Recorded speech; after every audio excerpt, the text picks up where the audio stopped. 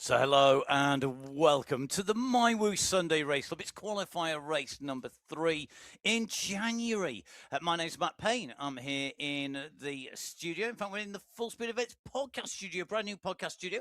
And when I say we, Emma Martin is back with us. It's good to have you back, Emma. Did you have a great week? Oh, it has been amazing. Sunshine, blue skies, bikes, cafes. What more could anybody want? Bit of Sunday Race Club? Sounds good to me.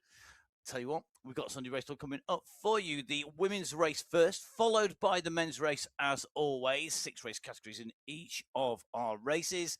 2 routes different for the men's and women's races, but the same prize list, segments, checkpoints, overalls, teams in action already, despite it not being the end of the month. It's all kicking off. I know it is. And do you know where we're going today?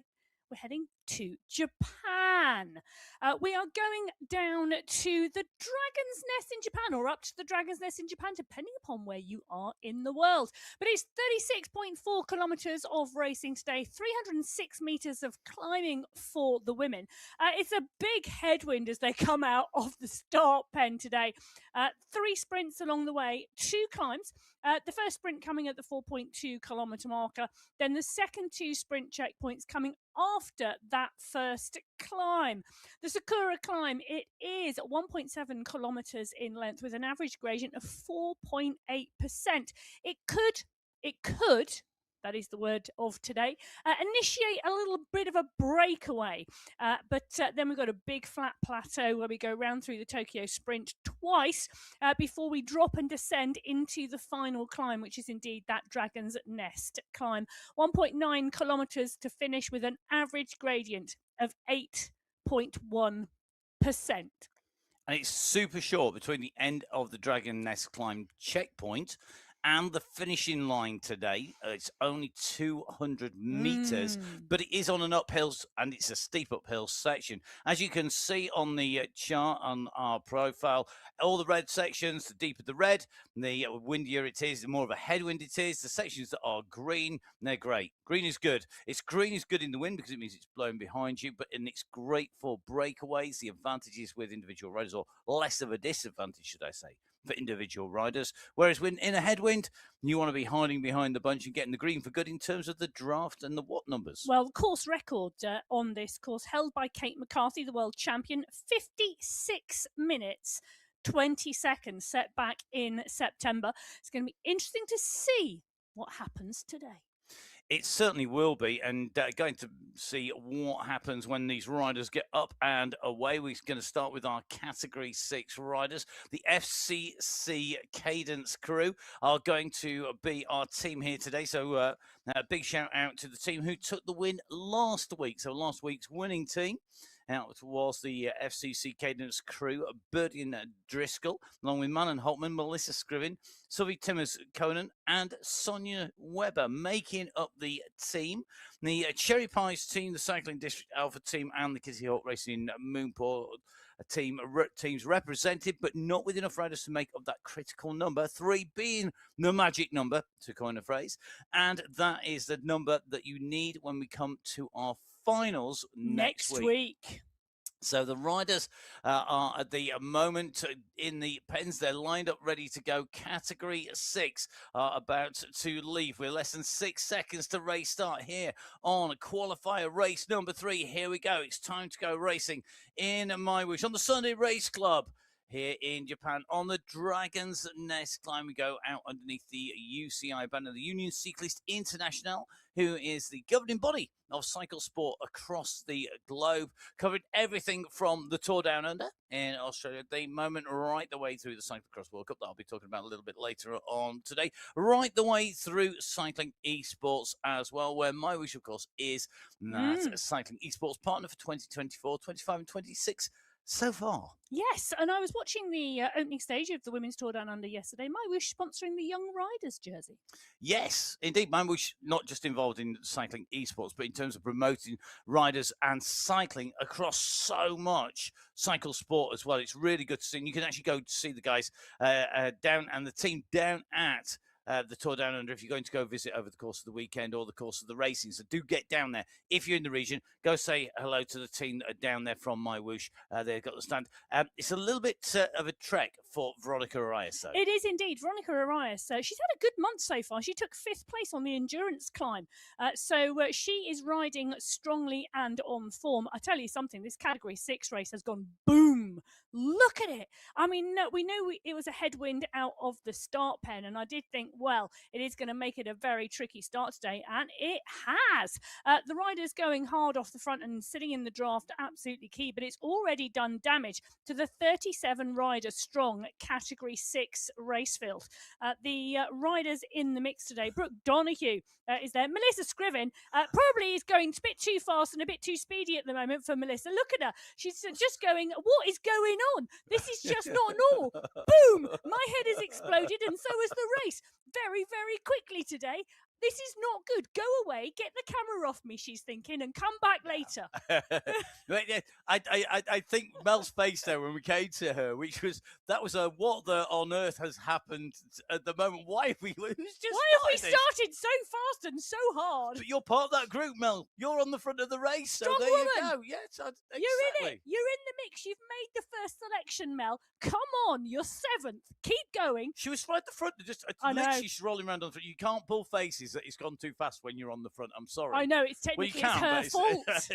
Yeah, let's all just blame Mel. Put it on Mel's shoulder. But Mel, don't worry about it, mate. It's always great to jump in with Mel. Our riders like Mel with the cameras in. Thank you very much to all of our riders. If you want to be like Mel, apart from being an awesome human, what you need to do is make sure that you have the camera on landscape mode. Make sure that the name that you have on your camera, on your feed, matches the name that you have on there. Make sure that you match up. Make sure that you go to the link that's on the email, and you could be like Mel, starring on here as we go on to the climb. This is the first riser. It comes halfway towards our checkpoint, comes in at the 2K marker as we come up over the top, and you come can on, see Mel, at the moment, kick. Come on. It's at the moment just starting to break up.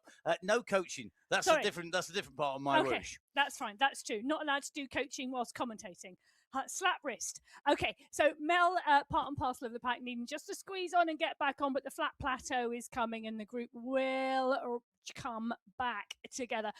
Then they will head down the other side of that short, sharp climb. It's a sneaky little start today, that headwind, and then the short climb. It really is shaking up the group, and we can see the pack here pretty well split now and defined into 3 separate groups. So you can see on the top right-hand side of your screen the radar view, which gives us not just the direction the riders are riding at the moment and the wind direction on there, the course profile on there, but also each of our riders represented by a disc. That disc also shows the colour of the jersey as well. So in the case of Category 6, it's that purple jersey and the purple disc. And as you can see, we've got lots of groups out on the road. This initial kick away has broken clear what is looking like our race lead in a really clear and defined way here. And this means it's going to be a tough day at the office for those behind. And the one thing I would say, if in doubt, find a group and get on board, because there's a lot of flat and fast sections today. Okay, you might split on the climbs, but regroup as soon as you can, because it's going to be really advantageous to work together today, whichever group you're in, whether that's the leading group or you're in the last group out on the road. Our riders, remember, are out and racing the full distance, same distance for all 6 of our race categories. In Category 6, Emma, last week, I know you watched all the racing back and you watched the shows back. I know you probably turned the commentary off because you hear enough of my voice when you are in the studio. I know you were watching last week. In terms of races, you've been doing the usual stats as we would expect. In terms of our top 5 riders overall, it was kind of as expected last week, wasn't it? But some great results. There were some great results, and that Alula course never disappoints. Donoghue took the win in Category 6. Bremner in second. Bremner's been riding really strongly. She's out on the road at the moment, so I've been following her social media feed as well. I do like to stalk our riders.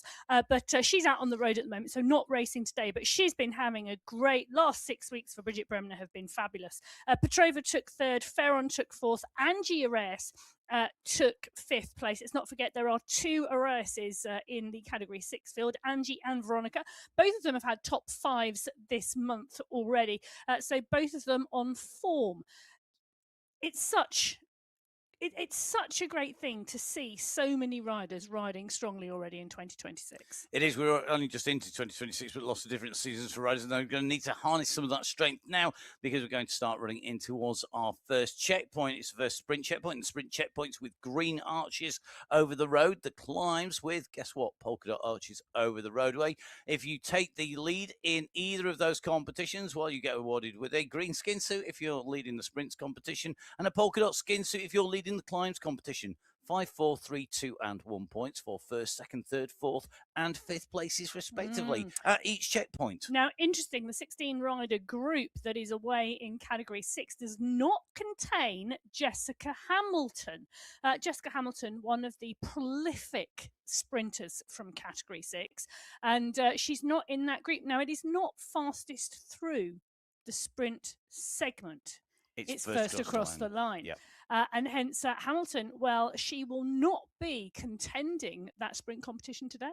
And the leading group about to go into that sprint just up ahead of these riders. So our leaders on the road are going to be looking to take out the sprint at the front here as this group come behind. And you can see Hamilton here very aware of that fact. She's gone into this group. The leaders, though, now approaching the 4-kilometer marker, which means they've got 200 meters to go as they make their way in. Here we are. They're on the way in through that checkpoint, but you can see that they're not going to be able to contest the sprint here. That sprint has gone to Georgina Jones. You can see that top left-hand side of your screen taking 5 points. Yeah. Then you can see Naves going through taking 4.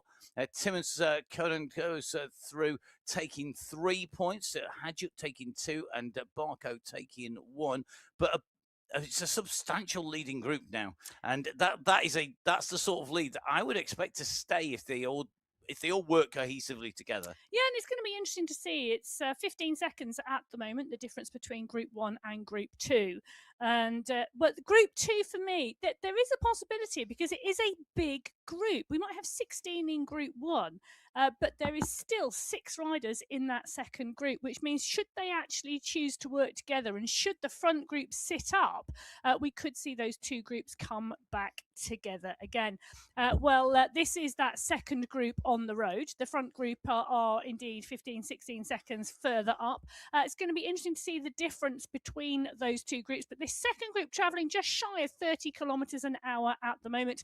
Category 5 are going to be the next group away. They are down in the start pen. 29 riders in the Category 5 race today on the start sheets. 216 riders in total today on the start sheets for the women's race. 2026 is a year of being consistently over that 200 marker I know. in the women's race field. Thank you, everybody who's entered. Don't forget, you can join our riders in Category 6, 5, 4, 3, 2, or 1 as appropriate.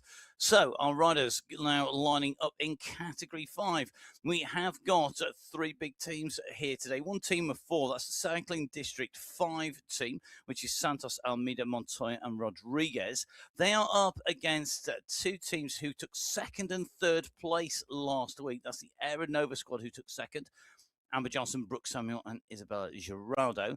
And the Femcycle Collab Team 5, that is De Silva, Denise, and Falana. They took 3rd place. Last week's team winners, that was the Phoenix squad, don't have a full complement of riders. Only 2 riders in the race for them, Tijeras and Gentili. But the winners from last week will not be our team winners this week. Remember, all of this practice and great practice and team work and checking out how you ride and how you put that team together on the way into our finals, where the teams are rewarded the top 7 teams with prizes in each of our race categories when we come into our finals. But they've got to get through qualifier 3 first. It's time to go racing in Category 5 to cover our 36.4 kilometers of distance to climb the 306 meters of ascent. Away go, Category 5, out on to race route. God, should we both talk at the same time? We would, yeah. Let's just talk over each other. The Category 5 racers are out and away, and there's a big push from Brooke Donoghue, who took the win in Category 6 last week. She's been bumped up to Category 5. Nice reward from her. Monica Falana has gone up to Category 5 as well this month. She, too, was a very strong Category 6 rider who's taken a couple of wins and as well been moved up. So those 2 now comfortably in the Category 5 race field. And Brooke Donoghue you. Well, she's making a mark on her debut. She is indeed. So, making her way out here. Nice way to get out of the pens. And anybody who is watching this racing is getting those tips. So, they've seen category 6 go out like an absolute rocket and thought, I don't want to get caught in the wrong place. I don't Yes. want to get caught at the wrong time. This is going to cause me a problem. And they could be in the situation, category 5, just leaving the pens on the left hand side of your screen, right hand side of your screen. The chasing group that we just saw there with Hamilton, who's such a prolific sprint winner, unable to contest it because that break was put in. And that is the key thing. You've got headwind all the way into the climb and then a tailwind over the climb. It really pays to try and break it if you can. And it leaves riders now in this position behind. It does indeed. And that gap going out even further. So the second group in category 6 not closing down the gap to group number 1. And category 5, they'll have seen that. They'll have been watching. They'll have seen how that headwind start plays out. The aim, and it's a really tricky aim. You know, the aim is to come out of the pen fast enough to stay in the leading group, but not too fast. You want to slot into the draft as quickly as possible and reserve as much energy as quickly as possible. And managing that start is really, really technical, and it really takes practice. You need to be on the ascendancy of your power as the pen goes down and you come out of that pen. You don't want to be over the top and descending. So it's a really, really technical thing. And it's one of those things you actually have to practice as a clear technique on cycling esports. And with this climb kicking at 1K, you literally have that headwind for 1 kilometer. You hit this climb, you know it's going to ascend. Jacqueline Almeida has done that absolutely perfectly. You saw she just dived into that group there, nicely slotted in, and then has kept herself in position in the draft. You can see Almeida sits back down again, not wanting to go right to the front here. There's not a huge advantage in terms of being right at the front, particularly if there's only 2 or 3 riders potentially who could break clear, because you've got such a big group behind. You know that the advantage is with that group to close the gap down. As long as it's only a second or so, don't panic. Just keep nicely in touch. Don't let a big gap go. And don't be caught the wrong side. You know, if 13 riders go up the road and you're in a group of 3 behind, that 1 second gap is critical. If 3 are in front and you've got 10 behind, it doesn't make any difference. You know you're going to close that down, but it is putting the pressure on at least one rider, I think, just starting to struggle with this climb. And it does come so early. A good warm-up is so critical here. It is. Almeida knows exactly what she's doing. She is one of the riders we see who regularly on the Sunday Race Club. And she's smart. She races really smartly. So good to see her managing that effort and just staying in that group. It was indeed Prado and Holweiler first and second last week in category 5. They have moved up to category 4, so they're down there on that start line right now with the time ticking down before they leave. It is indeed, as we go into category 4 with our new additions in there, as well as a lot of our regulars. We have a real FemCycle collab domination once again, as we had last week, of category 4. 4A, 4B, and 4C. Now, the teams have been shuffled about a bit. So the really key thing here, Laura Vanenpar took a second place in the team she was in last week. Natalia Andalou took a win in the team she was in. Amy Young took a second place, but they've all been mixed up and around. So the 4A team is Tonkinson, Martinuski, and Mettomt.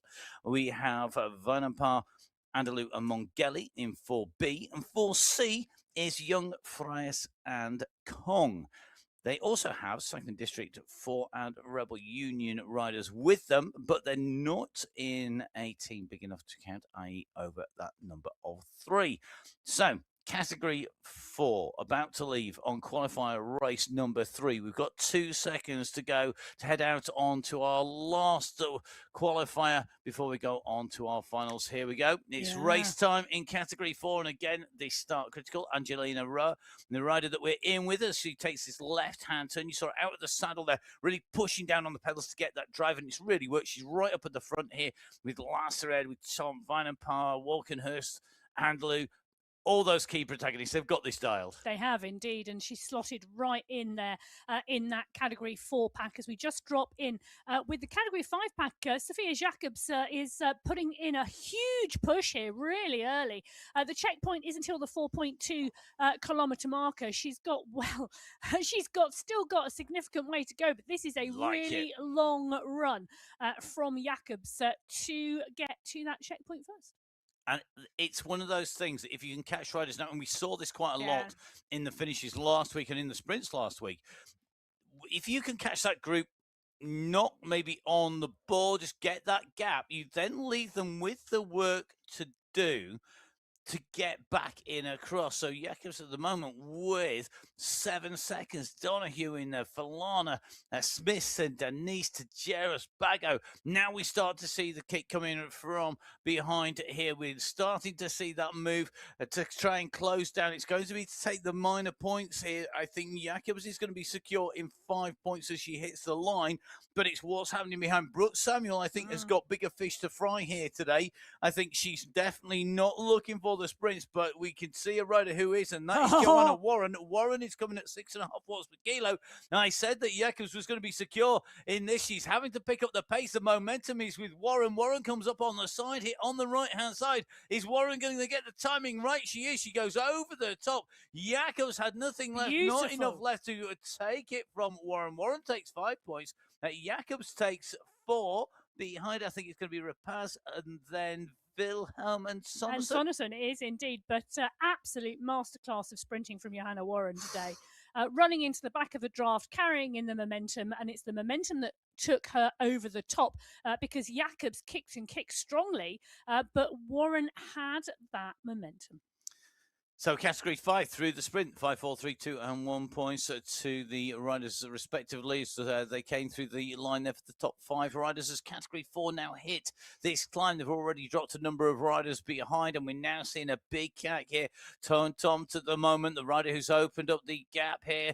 Walkenhurst, Lazared, Kawasuska, all pushing here. Howeiler definitely on the pace here. Interesting to see. Tanya Howeiler very attentive very early on today with Andalou. They know that they don't want to let anybody go. Tom, though, really putting on the pressure. And it's that balance here. We're seeing it again. How much work do you do to close the gap? If there's a good climber on the offensive, taking the opportunity. There's only 3 areas of this climb where the road goes uphill. Here and our 2 checkpointed climbs. That's it. You've got to make it work for you. And if you don't, you're going to find yourself really at the mercy of the rulers, the sprinters. So you've got to make this work, I think, and trying to eliminate some, because that last climb, a good, powerful rider can do a short climb, a 1.9K climb, maybe not quite as fast as a pure climber, but if they've got something left, they could make those climbers hurt, and particularly on that long, flat section. Catch them unawares, you've got a chance. Well, Gina De Gracia on the front now, maintaining the pace. Angelina Rojas, she's in the pack. She's paying really close attention to the front of the group and watching what is going on. And it's like surf the front of the group, stay in the draft, but stay in enough close contention in case there's a breakaway. And that is what is going on in Category 4 at the moment. Those riders are trying to keep that pace high and really do the damage to those climbers. So as we have over half our riders out and away in terms of numbers, we're going into the second half of our race categories. 3 categories away, categories 6, 5, and 4. Category 3, our next riders to leave the pens. We have a huge number of teams here, 4 teams, 1 team of 5. And that's the team that took the win last week. That's the FCC 3A squad. They took the win, although they have split up a little bit because there are actually got a number of those riders in the FCC 3B squad as well. So the Fen Cycle Collab split themselves into A and B this time around. Cycling District 3 are here with 4 riders, along with the Bonk Brigade. The Bonk Brigade with 4 riders as well. And to bonk, a cycling term, to run out of energy, to hit the wall, to run out of steam. It's not what you want. No, it happens regularly to many riders, myself included, that you don't get the fueling strategy right. You run out of energy, and it is a bit like somebody threw the anchor out on the back of the bike. The number of times I've got the bonk and I've actually looked at my bike to see if my brakes are on. Well, be by mistake. There's been a problem and the brakes have come jammed on. It's not. It's just that you've run out of energy. well, Hopefully, not going to happen to our riders. no, So. Amy Bradley, part and parcel of the group. No one's thrown an anchor out the back of her bike today. She's come out of that pen really strong. Gina Van Rossum is in the mix. Laura Takanis is there as well. In fact, we're going to drop in with Gina Van Rossum and paying close attention in the pack. A more managed start actually in this Category 3 race. Really, really interesting. Van Rossum, part and parcel of the largest race field today. 45 riders on start sheets in Category 3. It's packed. Sorry, Gina. It is packed. You're in it. You're class 2. Christy Tracy and Vanessa Murray moving up to Category 2. So good to see some of the progression going on. Some really strong riders in here. Hannah Hakkinen is in the mix. Takalis is there. Bulwara has had 2 top 5s so far this month. She's riding strongly. Rebecca Johnson has come up from Category 4 as well as Gina Van Rossum into Category 3. Some really strong riders and racers. And this, I think, is going to be a really interesting race because we know there's strong climbers in here and there's strong sprinters. And I think when we get to categories 1, 2, and 3, it becomes less divisive between the two. Let's take a look at the Category 4 sprint because it's unleashing at the moment, and Sebra Ray is the rider leading the charge, but she has company. She has. Over the top goes Tom Tomt, who we saw on that climb, looking aggressive, looking like she wanted to take it away. And Tomt is going to pull on the green skin suit as the leader of the points competition, taking those 5 points behind. Al Ray taking 4, Kong with 3.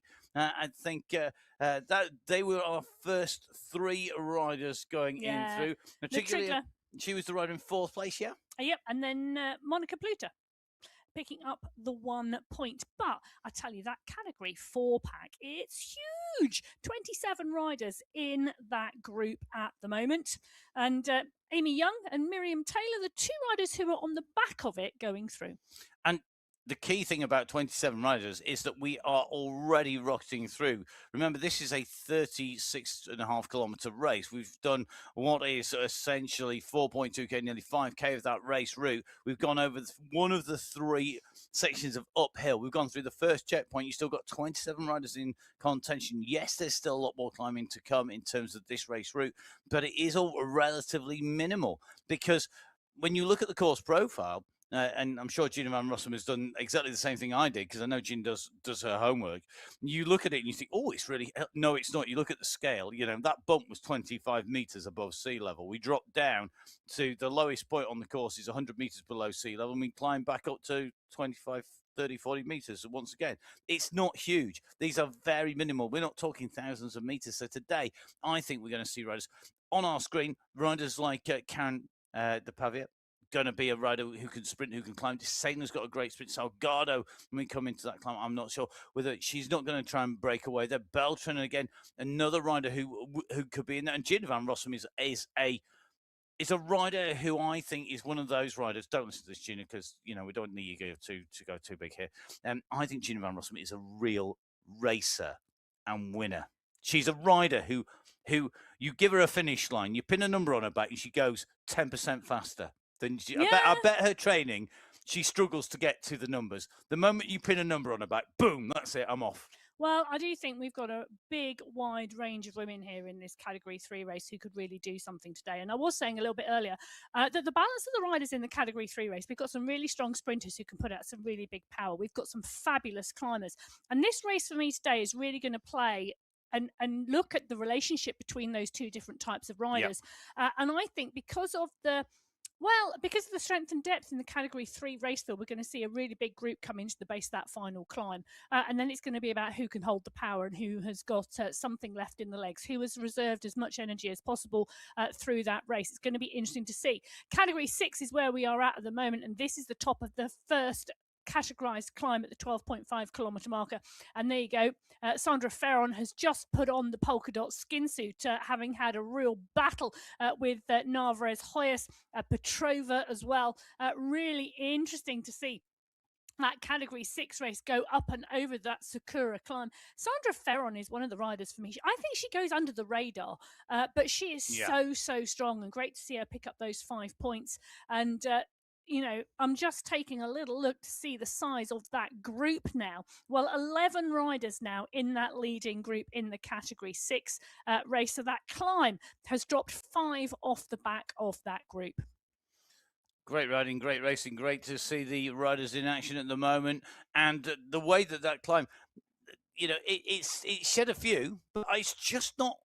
When it climbs 1.7k, you can dig, you can really dig, and I think that's one of the things. You've got a chance to recover as you go over the top of the climb. Let's take a look at who's going to sprint though in Category 3 here, because this is going to be for me quite critical in terms of timeless. Who's up for those points in this competition? Because remember, they've only got to get over the climb, that 1.7k climb, to get into the second and third sprints only. Yeah, I know. Not that I could with any of these riders. Well, you see, it'll feel very different for Valentina De Senya than it will for you. You're sat in the commentary box. She's sat on her bike. She's going to do a much better job than I ever would. We've got 2 riders just going off the front of this group at the moment, just starting to stretch the legs out here. Corrales and De Pavia at the moment. Corrales has got the kick here, and Corrales going at 9 watts per kilo, being answered by De Pavia at 9.5, but it's not going to be enough. Corrales here is going to go through. She's got a second gap between the riders. That's about 100 meters or so, actually, at this kind of speed. And that is a substantial gap. She goes through. You can see the gap starting to come down behind that bunch, coming through, charging through behind. Emma, have you got the top 5 there? I do indeed. So Diana Corrales picks up the green skin suit. Karen De Pavia takes 4 points. Angelica Robel takes 3. Suzanne Stenman takes 2. And Gemma Daniels takes 1. Now, I think this is interesting because, it's... We look at it and you go, well, why did De Pavia put a big kick in and go clear of the group? Well, because the competition is not over at the first sprint checkpoint. There are 2 more to go, and there is a climb in the way. You've got to be in that leading group to contend those final 2 sprint checkpoints. And you can, quite often we'll see the pure sprinters go out early to pick up as many points as possible, just in case they don't go over or those climbs affect their legs. So De Pavia picking up 4 points in second place through that sprint checkpoint, and you can see the effort in her face. So now the job is to drop that heart rate as quickly as possible, because it's currently sat at 185 in the group. Get those numbers green, sit, recover. And you can see how much momentum these riders carried through once they've gone through that sprint, because we're already about to go into this big descent down to go through the bamboo groves and drop down here. And this is really, really critical to me. We're seeing these riders start to make the way in towards this descent, start to make the way down. And once they do, that heart rate's going to go down. They're going to start losing that lactic acid. It's going to start to be flushed. They're going to get that recovery. They've motored the way into this, though. It's very quickly that they've covered this. So the riders at the moment absolutely flying in Category 3 as they go in the bamboo. Meanwhile, Category 2 are sat in that start pen, patiently waiting, or maybe impatiently waiting. We'll have to see who has got the patience of a saint. I'm full of all sorts. That's a phrase, isn't it? It's a very old phrase, but it's still a phrase. It is indeed. Well, Serena Vittori down there on the start line. She's got Carrie Stewart with her. And a number of teams today, Matt. It is. It's our biggest teams field, in fact, because we have 8 teams in Category 2. We've got 2 teams of 4. That's the core squad, who took 5th place last week, along with the core Powered by Sprit squad, who took 6th place last week. In terms of teams of 3, well, let's give you them in reverse order from last week. In terms of 3, the Cat 2 Outcast didn't contest last week, but they are in the mix with Magnus Steer and Briggs. We've then got the team that took what was 4th place last week. So that was the Riot Squad. Now, the Riot Squad also took 3rd place, but they've mixed their teams about. So we've got the Riot 2, 2A and 2B teams, all with 3 riders. Yeah. So the Riot teams have shuffled their riders around. We also have on board the team from the Antipodean Racing Team. They have 3 riders here today. They have 3 riders, and of those riders, they took 2nd place last week. But the team that took top spot last week is the Femme Cycle Club 2A team. They have 3 riders, Lethbridge, Moroz and Thompson. Can they repeat that team win today? I think with this wind, having some teammates to help you if you're having a hard time is going to be good. 8 teams. a whole host of riders out on to our race route. A quick mention to the Velocity Vikings. Nearly had the full complement, not quite. Well, Must try harder next week because you're going to need it. They will. That Don't extra worry. rider next week. 38 riders on the start sheets in Category 2. It's a big race field, and this race field last week was so close.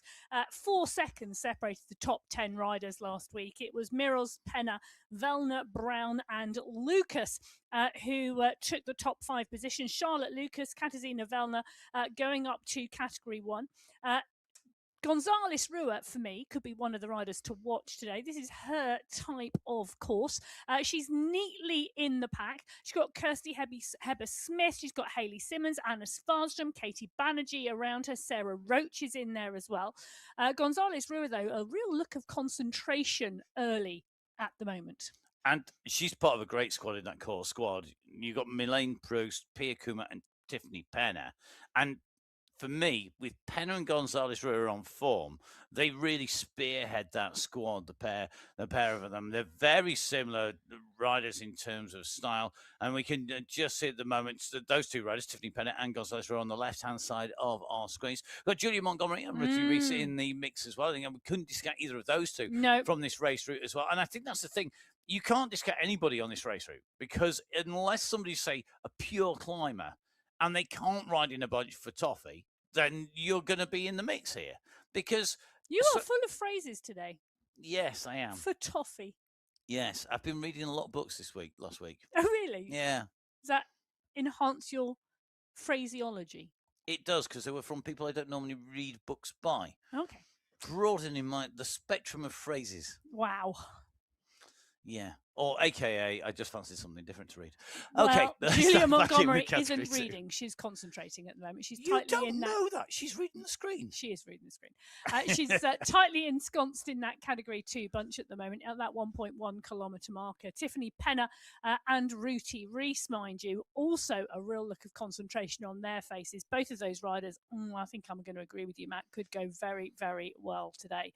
But they will both be eyeing that final climb, not necessarily the first one.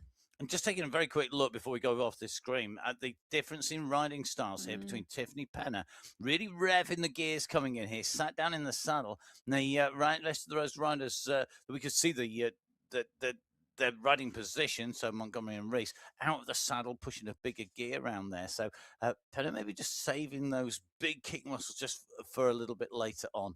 Our riders up and away in all of our race categories, bar Category 1, who are waiting down in the pens. Category 2 coming to the top of this riser that takes them up over this first bump here, that takes them across and in towards the first checkpoint, the Kyoto Sprint in the former capital of Japan, Kyoto.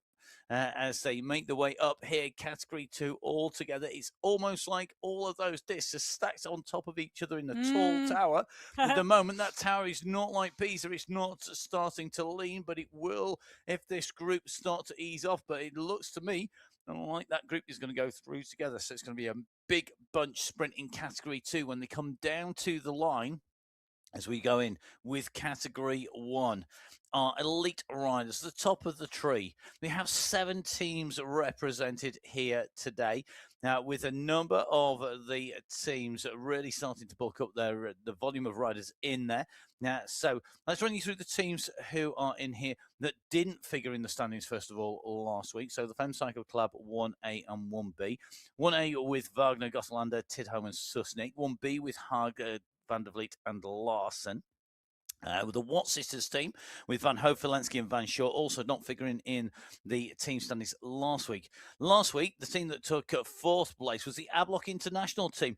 Kristen Kolczynski, Lisa Hermansen and Maria Holcroft will be glad to see Kate McCarthy back, the world champion, in the mix after having a week off last week. Now, the team that took 3rd with the FCC, the Femcycle Club Endorphins squad, they have Kittle, Tomasi and Koistonen on their squad. The team that took 2nd are no longer represented as a team. That's Camilla Arberg, Liz Van Heuling and Elise Gallegos, not in the mix at the moment in this squad. However, the team that took top spot was the Sweat Sensations with Catherine Fur and Mel Bruni backing up Gabby Guerra, who took away a win, equalled, in fact, the number of wins on that course Kate McCarthy and Gabby Guerra, both with 3 wins on last week's course. What can they do on this week's course? It's time to get our final race group away. It's Category 1. Great to see the riders actually show the riders as they go off from race start here. Now, McCarthy out of the saddle there, just tapping that rhythm round. The rest of the riders sat down in the saddle here, just spinning along as they make their way out. Category 1 for me has the smartest race start. They go off nice and progressively. Yes, I'm not surprised. Are you? No, it's a bit like the analogy I always like to use is the old road race analogy that the junior races always go off like a rocket. The lower race categories always go like a rocket, and by the time you get to your elites and your professionals, they all know where the finishing line is. They all know how much energy and where they need to expend it, and that's not getting out of the pens. No. And there's no red mist. Well, there might be, but they're still able to control it. I think. I think there's still some really fearsome riders who I wouldn't want to get on the wrong side of on the start line. That's for sure. Well, I have to agree. But Category 1 coming out of the pens, 34 riders on the start sheets today. Joanna Kalman in the mix in Category 2. They're coming up for the first sprint checkpoint of the day at the 4.2 kilometre marker. Pack still rolling. Kalman having a little chat with one of her teammates, I imagine, just checking out what's going on, having to just push back onto the group. There you go, multitasking and racing. And I think that's a very clear indicator, given where we were on the race route, that she's not going to be contesting sprint. She's going to be looking for the overall here. Today, Kalman really making herself at home here in Category 2 as we go sprinting in towards the archway. Yeah, it is indeed. And the Category 2 pack go through and under. Big push on the front, but the pack all together. Just one rider, I think, in trouble there. Gonzalez Rua coming through and picking up that green skin suit. A much steadier start in Category 2 than we've seen in some of the other categories. In fact, Category 3 and Category 4 going through that point quicker. But Gonzalez Rua picking up the points. Mali Steyer taking 4 points. Anna Svardström 3. Milene Proust takes 2, and Lee Sophie Rammert takes 1 point. The pack, well, they are coming back together again.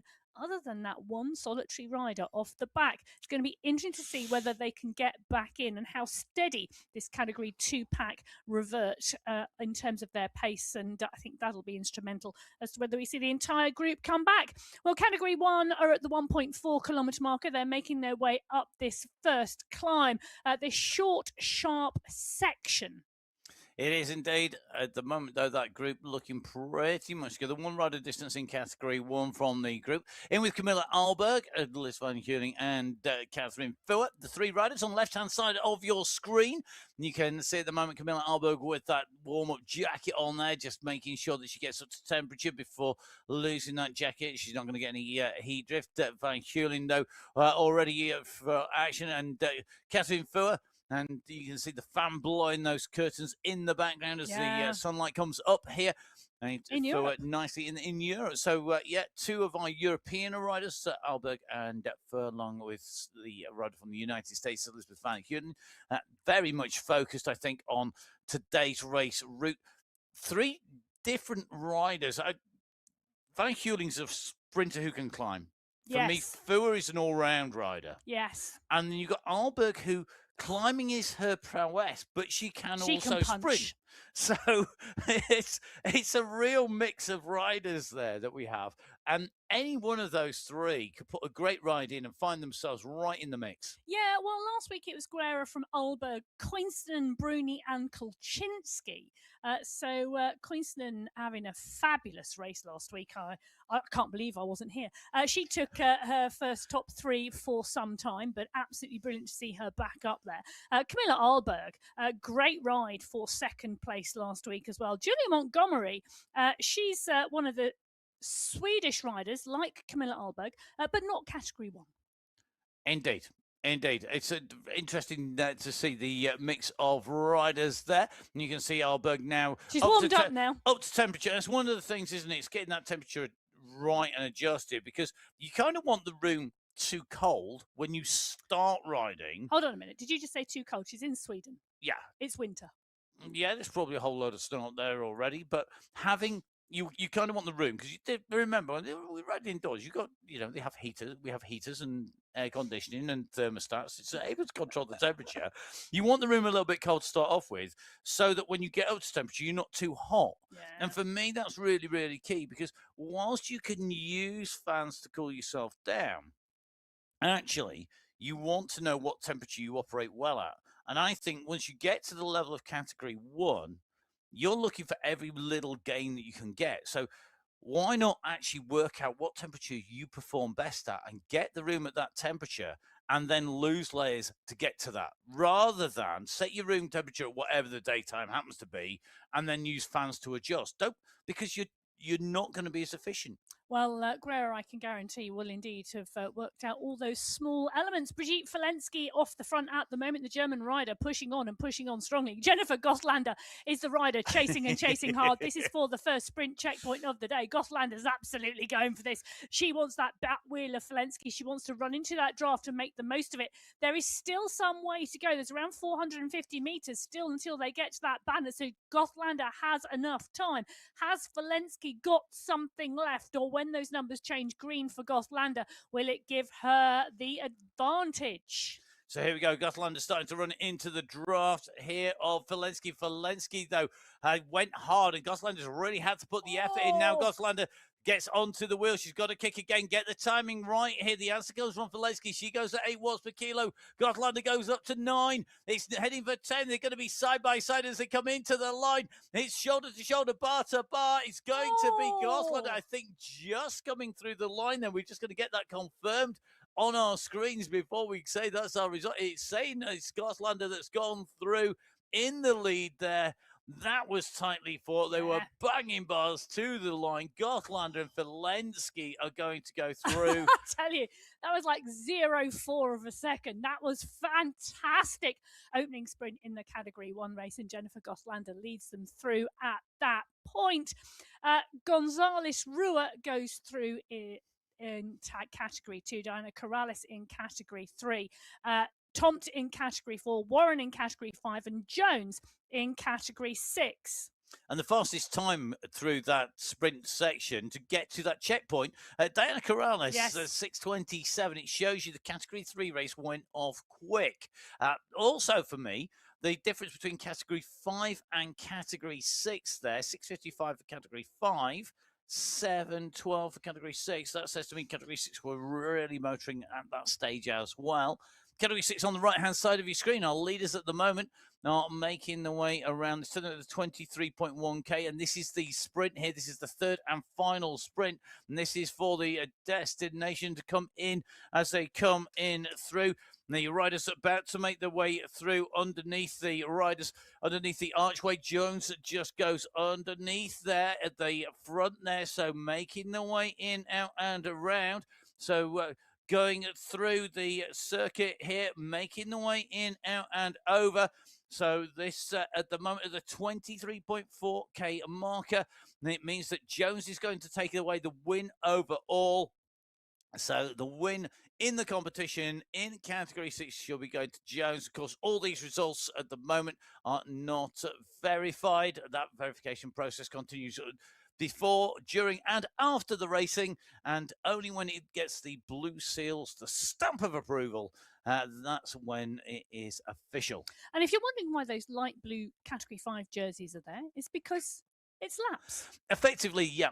Imagine that it's a series of circles all intermeshed together. So you can use some of the sections. It's not like a traditional lap where you just go around once, then twice, then 3 times. We're weaving our way in and around the roads of Japan, and that means we can go up and down the same route, up and down the same road, even in 2 different directions. Never mind repeating the same bits of road. The course designers here utilizing the roads to give us the perfect race route and a variety of race routes as well. The riders at the moment on the descent down the bamboo section here. Remember this though, because we're going to be coming back up this in the opposite direction, basically. Well, at the moment, Mina Koivunen on our screen, part and parcel of that leading group in category 1 at the 5.9 kilometre marker. Alberg tightly, well, I was going to say tightly in the draft. You can see she had 3 chevrons by that green number in the middle of that white bar. She's dropping in and out of it at the moment. And the rider's able to steer to stay in the draft. Well, category 4 now going through at that Tokyo sprint for the first time. And it's Pluta on the front here, looking like she's going to pick up the 5 points. Tomtin, the green skin suit, only coming through for second this time. But that's going to be enough because Pluto was down, I think, in 5th place, if I remember correctly, at sprint number 1. And that means that Tom now has that lead, and in fact has extended that lead over Al Rai by a point, because that's the rider that she'd be going in through last time around. So at the moment, Thompson with the green skin suit in prime spot, knowing that she's got a flat section of race route with one big headwind section, the rest of it a tailwind, all the way to that 23.4k marker. Up in the mix and right at the front of this race here, Gina Di Grazia on our screens. Good to see Gina with us once again, one of our real regulars on the MyWhoosh Sunday Race Club, and you can see there just making sure that she's in the draft. What numbers in green, getting 3 chevrons in there, which means that she's really nicely positioned, making the most of that draft, keeping that heart rate down. And Di Grazia really has evolved. When we first saw Gina Di Grazia, she was a pure sprinter. Yes. Now she's a great all-round rider. And I think that progression is really good to see. It's not always the sort of progression that you see moving riders up category. It can be the progression to become a more all-round rider that we see within a race category. And it means that they're able to race all the race routes. Kath Tonkinson, another rider that we see racing all these race routes. You know, she's always in the mix. Yeah, she is, and she's a strong rider as well, and a cycling esports specialist. This is her bag. This is the thing that she does. It's not about being outdoors; it's about being indoors, and she is indoors on a Sunday with us on the Sunday Race Club. Great setup. Take a look at that. Big screen, fans, keyboard really close to hand. So she's got a cycling environment set up specific to her to manage her racing. Indeed, and I think that's one of the key things, isn't it? And that's what I'm saying in terms of temperature, in terms of making sure that you get it all set to work, making sure that you can get the information that you need on the way through. It's those little details. If you waste a fraction of a second going to reach and try and find your keyboard because it's not where it's meant to be, if you need to put a message out there, or you need to just change something, or you're just looking on the screen in the wrong place because your setup's changed, that could be the moment that somebody's gone down the road. That could be the moment when somebody's kicked, and you're then expending, even if it's not for a critical point in terms of places, it could be a critical point in terms of energy expenditure, and you're then chasing like a loon to get back on and burning so much power and to do it. maintaining and managing that indoor cycling environment is absolutely crucial to cycling esports racing. You would go out, you would recce the course outdoors, you would do other things outdoors. You need to manage your environment indoors in the same way. Certainly do. At the moment, as you can see, we are on our way through the Japan Dragon's Nest. Now, at the moment, you can see that the riders are making their way through. We've gone up the Sakura climb with the leading categories in 6, 5, 4, and 3 as we make our way up the Sakura climb. That's the first of our climbs competition. The second of the climb competition is the Dragon's Nest climb. And I think as we start to make our way through these sprints, you can see if we focus to the right-hand side of this screen here at the moment, for me, one of the really critical things here is about making sure that you get yourself in the right position as we come into that big descent. So you go through the sprints, you expend energy, you then need to be in position for that drop down. There's a few little bumps on the way that could shake things up, but then you can't carry the momentum off the downhill onto the climb. So if you take too much momentum down, what will happen is you'll go to the front of the group at the wrong time. And then that means that you'll come off the front probably just before you hit the climb. You actually want to be going to the front as you hit the climb. And it's working backwards on the way through, a bit like you would do in a track race. If you work out you've 5 laps to go and you're going to do, everybody's taking pretty much, you think they're going to do a lap turn. You want to come onto the front with 1 lap to go. You've got to work backwards and go, right, I need to be 4 riders back, because it's, that gives me the right positioning when they've moved out of the way. You've got to do the same thing here. You've got to be in the right position coming into that final climb. I think positioning is going to be so key when riders get to that stage. And the other thing that's absolutely key is momentum. And yes, you know, and not misusing it there, because that's for me is what could happen. That momentum drives you through. it does indeed, and you can really change your position in the group with that momentum and kicking at the right point in time to give you that positioning in the group. So let's see whether our riders get that momentum right coming down that descent. Will it take them to the front at the wrong time, or will they use it to hold position and go to the front at the right time? We will see. Our riders at the moment, the right time is to be at the front at the 12.5 kilometre marker in category 2. We're on to the climb, and at the moment, this is our leading group got on the way up this slope here. We've got our sprint leader in here in Gonzalez Rua. And it could well be we're going to see a sprint actually for this out of this group. Yeah, I don't disagree with you at all. And Gonzalez Rua could well be the rider who's looking to sweep up multiple skin suits today. It has been taking place in other categories. Diana Corrales took the sprint skin suit on the Kyoto sprint. She also took the climb skin suit on the Sakura climb in category 3. So in category 3, Corrales has been sweeping up those multiple jerseys. Could we see Gonzalez Rua do it in category 2? There you go. There's the target, Dorothy. If you're going to head out onto race route and try and replicate something, maybe now what you want to replicate is going to be take multiple jerseys, because that, for me, you made a really good point earlier, Emma, and that was that there's some of the sprinters going out early and banking points on the early sprint, because they don't know what's going to happen later.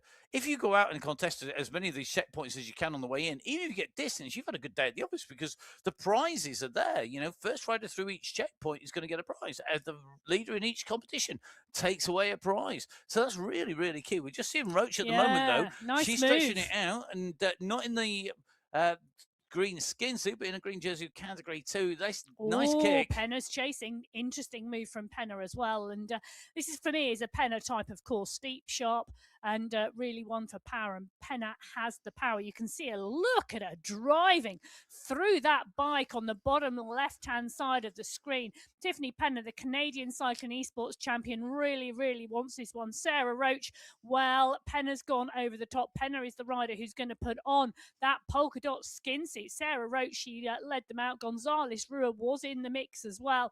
Kalman, Montgomery, and Reese, you can see them all up and out the saddle, dancing on those pedals. That entire pack coming through and under the line. It's a big stretch now. This is going to be interesting. Does Penna sit up and wait? What happens? So you saw Penny sit down and ease off those pedals once she come through. Montgomery was still working there because she was nearer the back of that group.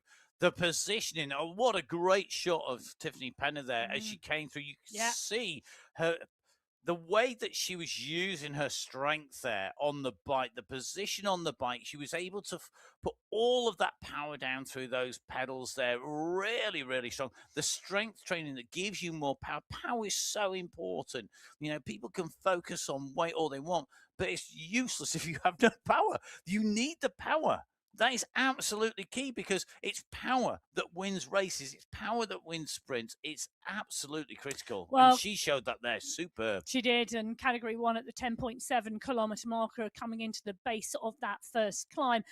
Interestingly, Van Schuur is the rider on the back. Dana Wagner is also in this group. Wagner, the Masters cyclocross champion this year of Germany. Indeed, I did say congratulations last week in the show. It was, and it's great to see just how well she's riding across multiple disciplines here. So we see the riders now out of the saddle, just coming into the rise. This is the climb of the Skura climb. 1.7 kilometers, 4.8% average gradient, 80 meters of ascent on the way up. One of the 3 opportunities for the climbers maybe to do a little bit of damage. For me, if I was a good climber, but that was really what I was going to do, I want to lose a few of this group on the way through here, really make them work. Well, I think this is, we said right at the start of the show, this is the first real selection point and main selection point, and the opportunity to push and drive. I'm expecting Guerra and McCarthy to go head to head here for that polka dot skin suit. It's going to be interesting to see who's got what in reserve. I'm imagining McCarthy is targeting that New Zealand road race on the 8th of February. She has history there and some fantastic... That's the national championships, The national championships. She's got some fantastic previous performances performances. I know she's been out on the road. I've been stalking her on Strava. She's been putting in some fantastic road rides, so I'm looking forward to seeing what she does there. Interestingly, also, other New Zealand riders from the Sunday Race Club been putting in some fabulous performances out on the Criterium Championships. So the National Criterium Championships of New Zealand took place this weekend. Charlotte Lucas and Jay Atkin, both Category 1 MyWhoosh riders, taking second and third in the women's elite race. Brilliant, brilliant, brilliant, brilliant to see those riders utilising all of the skills, the power, that training and the racing on MyWhoosh to be out there and riding out in what is the summer in the Southern Hemisphere, the middle of their summer season. And great to see those riders. And of course, if you are going out and racing, whatever you're racing, good luck. May you have a fast tailwind, good legs, and a super sharp race brain as well. May the force be with you. Always. Well, McCarthy and Guerra head to head at the moment on the bottom of the screen, but it's well, take a look at this, because the pack is moving and the pack is driving forward at the moment, and the pack here in Category 1 starting to stretch now. They are, well, they're around 700 meters from the top of the climb, and Guerra riding strongly here. And at the moment, you can just see we've seen another kick here. It's going to be Alberg, I suspect, right on the front here. That's Alberg's avatar with the grey hair there, just that long sort of blonde grey ponytail, the key indicator. I think here it is indeed Alberg on the front, kicking away here. Guerra in second wheel. And at the moment, this is going to be for the checkpoint. How much does Alberg want the checkpoint? Oh, how much does Guerra? Oh, well, indeed. The Guerra featuring in a Cycling Weekly article this week. Interesting article written by Zach Netwell worth a watch, but they haven't got it all to themselves, because Mina Koistonen is right up there. Tomasi is coming as well. Tomasi just starting to come into the mix. Bruni is now in the picture as well here. It's over the top. It flattens, and then there's a sprint kick. So who's got the gearing right? Who's got the pacing right? Who's got the timing right? Big kick coming from Koistonen. Has she got enough to go over the top? Guerra now goes up to 8 watts per kilo. There's a charge coming from the back from Bruni as well. It's going to be side by side as they come into the line. Is Guerra going to take that?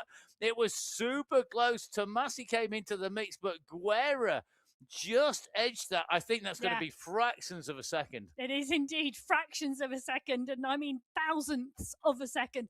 So Guerra picks up 5 points and leads through Category 1. Tomasi in 2, Koistonen in 3, Alberg in 4, and Bruni in 5. But it was Penna who led through Category 2. Corrales with the fastest time to that point out of all the race fields in Category 3. Walkenhurst in Category 4, Menhout in Category 5, and Ferron in Category 6. Category 1, I think it was 0.05. I know. It was so close. Not even that. And what a nice battle at the top. And Guerra, well, I could have put money on the fact she'd have been the rider who wanted that the most and picked up polka dots. I think if you had, you'd have been very, very worried indeed on the run in there. Well, let's see if Emma's confidence is there. You don't forget, of course, all these riders still have plenty more checkpoints to work their way through. The first sprint checkpoint done, dusted, tick. Climb checkpoint number 1. Well, one of the things I really like, and I agree with you, ticking off the checkpoints as we go along, but one of the things I really love in the Category 1 race at the moment is what we're seeing is the rise and fall of form and training and peak. And it really is coming in to give us some spectacular racing. Diana Corrales is going head-to-head for the sprint checkpoint in Category 3 yet again. She's got 2 jerseys already. Will she be going for the yellow as well? But at the moment, Eggvist is the rider trying to challenge her for that sprint. And I tell you something, she's got the momentum. Ooh. Oh, that was close. Wow, what a move. That was absolutely brilliant. It's going to be such a close fought battle there for that final sprint checkpoint, but my computer gives that by 0.006 of a second to Diana Corrales over Jessica Edvis. So Corrales doing the clean sweep there, takes that checkpoint, takes away the win in the sprint competition. She's got the lead in the climbs competition, with that climb competition checkpoint number 2 being only 200 meters from the finish. Yeah. For me, you've got to kind of make a decision. Do you go for the climb checkpoint and that is the end? And you're going to have to do this on the move on the way through the checkpoint. And are you going to need to expend to that point? And that's the very last bit of energy you've got is to take the checkpoint. Or are you going to be in a position and you're going to have to play out these different scenarios before you get there so you know how you want to play this? I think it's very difficult to do it instinctively.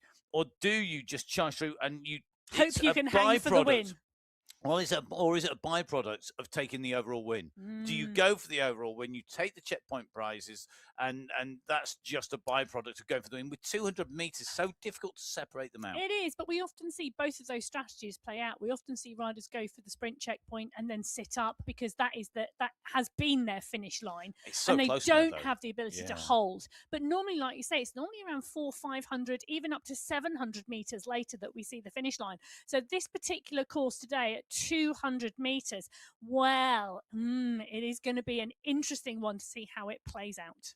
Category 6 on the road are now making the way. They've gone across that long bridge over the wooden walkway that takes you onto the climb. Category 6 on the climb are making their way up. Meanwhile, in Category 3, Holly Bergin clearly getting itchy feet here, looking to extend her lead at the front of the race. Now, I have to say, congratulations, Holly. I'm not going to say why publicly, but I'm going to say congratulations, Holly. Well done.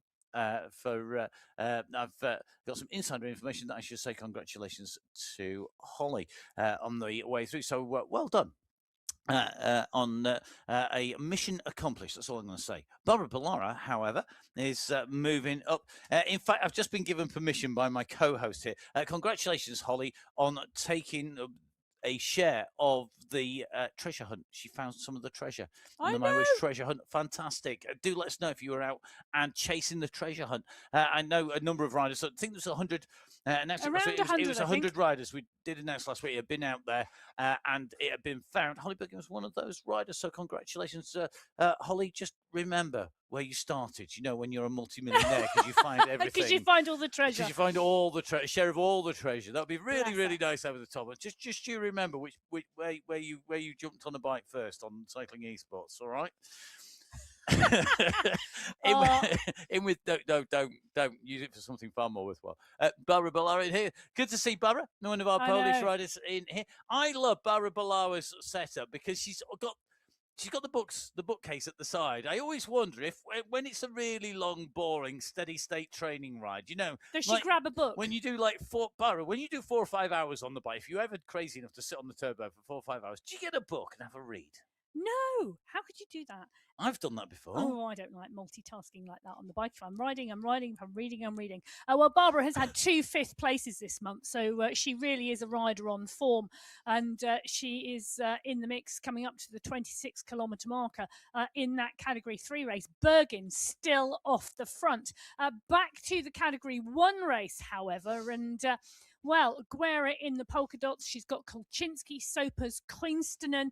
Looking to me like there is indeed a gap in that group, and a second group further back. So we're in with the front group at the moment. Bruni, Hermansen, Tomasi, McCarthy, all in that mix at the 16.7 kilometre marker. They're coming up for the second sprint checkpoint. And the push on the front now is from Hermansen. It is indeed. Hermansen has gone for the sprint. Amina Koistonen with company watching on. Good to see the next generation. Tatu with the latest addition to the Koistonen family in the background there. Watching a fantastic sprint by Lisa Hermansen to take away the sprint points. We'll have to see where that falls. Will she be able to hold on to the green jersey? It's looking like she has, so she's amassed enough points now to hold on there. Hermansen taking away the winning Category 1, Gonzalez-Ruhr taking away Category 2, and they came in through. Corrales Category 3, Pluto Category 4, Sonnerson Category 5, and Notes Category 6. And you can see now those times, Category 3, an almost identical time to that point. In fact, they were only 0.4 of a second quicker than Category 1, but Category 1 still not the on fastest on the No. road. But interesting, okay, so the second group in category 1, around 8 seconds back from the leading group. Yeah. And Gothland are part and parcel of the second group. It's looking to me like Filensky is the rider who went through that first checkpoint, sprint checkpoint in the leading category 1. She is not in either of those two groups. Well, we know Filensky is a phenomenal sprinter. Yeah. But when there's a really big climb, if the race goes hard on that big climb, that sprint speed is to no advantage there. But Gothland has got a little bit more climb. Yes, climb we've climb seen her focus. take the climb competitions before.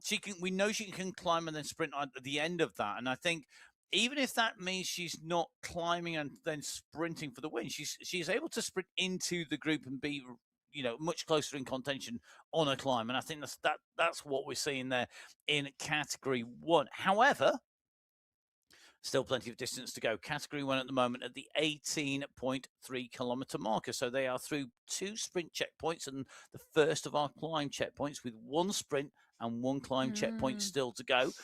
After that, then, it is the finish. And if you look top right-hand side of your screen onto the radar map, you can see that we're going to go wiggling our way out and around the Dragon's Nest climb. We then go through the climb checkpoint, and then we've got a very tricky finish to our finish checkpoint, because that is around a tight left-hand bend, and it's going to be tricky to see until you get into it. So getting the timing right, you've almost got to launch. Yeah, but with about 100 meters to go. So when you're sort of halfway into that left-hand turn, but that's going to be really tough. Category 6 on the way there. At the moment, though, Mina Coincident. Pushing on. Yeah. At the front, she's 3 seconds clear of the chase group. You can see the chase group behind. And at the 19-kilometer marker, they're going to turn and do a lap of the course. And they're going to continue on that flatland section and back through the Tokyo sprint yet again at the 23.4-kilometer marker. The group just coming back onto her wheel. Bruni, Alberg, McCarthy, Tomasi, Van Hooling, Guerra, all in that group behind. But Coiston just stretching her legs. Yeah, just opening up the throttles a little bit, maybe just wanting to break things up, maybe just shake things up a little at the moment. Mina Coincident at the moment just looking like she just wants to stretch this out. Remember, Tomasi and Kittler's teammates. Yeah, I also think, though, we've got a chase group just around 5, 6, 7 seconds behind. You can see them just coming around the corner.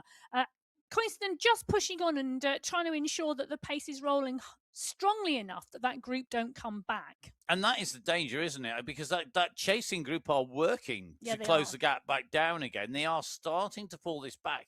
And if this, I'm gonna call this, but they're doing okay. So they're doing 40k an hour, which sounds a lot for category 1, but it's not. We're on the flat. You're in a bunch.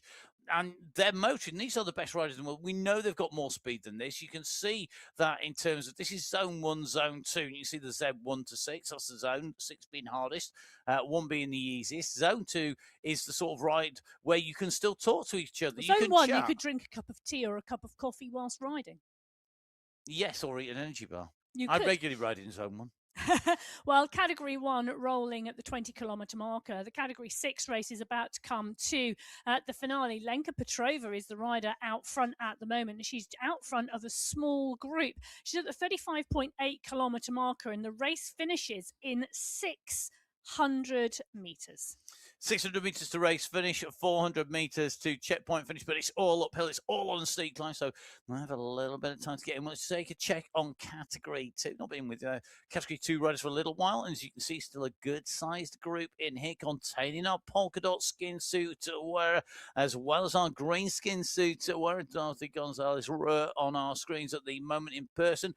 Penna, and of course, we've seen in action in that polka dot skin suit. These riders at the moment making the way around at 22.8k. They're about 600 meters to the next sprint. And will Gonzalez be able to seal her win in that competition as she goes through, because it is the final sprint checkpoint? Just starting to see the kick come on the front. It looks like London is going long here. They came around that right-hand turn. London are leading this out with Tracy Steyer. As they keep on pushing here, Tracy Steyer and Gonzalez have very quickly gone clear of that group. And they're now starting to wide up, and Gonzalez now are really opening up. You can see kicking down on those pedals, really keeping the pace high. Opened up the gap, makes it a done deal. hill. Job done. Thank you very much, Sprint Jersey in the pocket. Time to get some recovery done. It is indeed. And Gonzalez Rua, Oh, well, she's done the on business form. today. There you go. There's a smile. Congratulations, chapeau. She's happy. Chapeau Yeah. to Gonzalez Rua. That Sprint Jersey all the way through. And I think now, recover and then get ready for the climb. Yes. You've got the distance. You know, you've got 10.9K from that sprint to the start of the climb. That's enough to get recovery done. Well, talking about the distance, Lenka Petrova's got 17 seconds on the chase group of 3. Mascheretta, Izocalio, and Ferron. Those 3 riders are going to be battling it out. But at the moment, Lenka Petrova is going to go underneath the polka dot banner. She's going to pick up the points in the climbing competition on the Dragon's Nest climb. And she's got that gap. Well, there's 200 meters to the finish line. So she goes underneath the banner there, takes the maximum points. Ferron, though, I think is going to hold on to the polka dot skin suit because she came through with the win on climb number 1. She's just gone through, and you saw that acceleration there. She knew that she was going to put that in. She's now seen Mascheretta go past as they come in through, making the way up here. So at the moment, it's Jakova who's got this, but look at the move now from Ferron. Ferron's recovered and she's kicking again. You can see that banner around the left-hand turn just peeking out. The neon of the sign flashing like a beacon, calling our riders in towards it at the moment. Petrova has got the gap. Mascheretta is trying to come hard. So is Ferron. They're working, but Petrova is holding that pace at the moment. The gap is not big, but it's surely going to be enough. The distance is closing down. Petrova is about to hit the line. Ferron is charging to try and minimize the gap, but it's going to be Lenka Petrova who takes the win on qualifier race number 3 on the MyWhoosh Sunday Race Club here in Japan on the Dragon's Nest. It is indeed. And Sandra Ferron coming through for 2nd place. Alida Mascheretta coming through for 3rd. Those 3 races in that category 6 race, topping the podium today. So all of the race results are live at the moment on the MyWhoosh.com website. So go to MyWhoosh.com, then go to the main menu, hit results, and then go to the live races. Our women's qualifier race number 3. The riders in category 6, the leaders just crossing the line. Riders all out and around the circuit. Nice to drop in with Melissa Scriven on the climb a little bit later on in the race than we normally go. Good to see you, Mel. I hope you enjoy this. You look like you've got the pacing right here, and I'm loving the fact it's still 100 revs per minute. Plenty of revving on there, just tapping a nice rhythm out, not labouring on a big gear, thugging it away. It's nice. Well, the question technique. is, can she catch lopes? Yeah, and in front, because when you've got that 100 revs per minute, you're in a rhythm. You can see that on. Look at Mel there. The avatar might have got out of the saddle, but Mel didn't. It's just tick, tick, tick, tick, tick, tick. You're not pushing yourself into that red zone. There's still a little bit left. She's actually going to see the leaders of Category 5 who are right on the heels here. Brooke Samuel, Sophie Mayenhout, the leader in the climb competition, along with her pass, making the way up here. And they're on the charge at the moment. Just coming past Mel Scriven there. As Scriven has gone past the Lopes. At the moment, that is an express train on the climb. Brooke Samuel on our screens, out of the saddle. As the sun shines down in Australia, you can see she's got the lead pushing on here. Rapaz and Mayenhout all in the mix. Brooke Donahue on a great ride here in a debut, moving up along with Carolina Alzate. So at the moment, good ride for Donahue inside the top 5 with Alzate. Alzate there for company though, so that could be a real battle then to Jeros at the moment, just outside that top 5, but inside the top 10. And we still have some distance to go to the top of the climb and through that climb checkpoint. But 3 riders at the front here ready to contest this, I think, in Category 5. They are indeed, and a real battle going on there. There are battles out on the road elsewhere as well. In the Category 2 race at the 26.1 kilometre marker, the pack is rolling and rolling strongly. They are on the flatlands and then shortly to hit the descent in towards the final climb. Category 1, we've still got riders pushing on, and Jennifer Gothlander this time tells me, because she's led through Category 1 at the second Tokyo Sprint, that the Chase group caught the leading group in that Category 1 race. Gonzalez Rua we saw lead through Category 2. Diana Corrales, we saw her pick up that jersey in Category 3. Tomt led through Category 4 at that point, Tijeros Category 5, and Georgina Jones at that point in the race led through Category 6. And I'm just going to say this now, Jennifer Gothlander will be so pleased that that work paid off. All the leading bunch basically eased off and handed the opportunity over to Gothlander. You've just given the winner of sprint number 1 the opportunity to sprint for sprint 3. That checkpoint prize is worth a lot of money. You've just offered it up to Gothlander. She said, thank you very much. Ka-ching.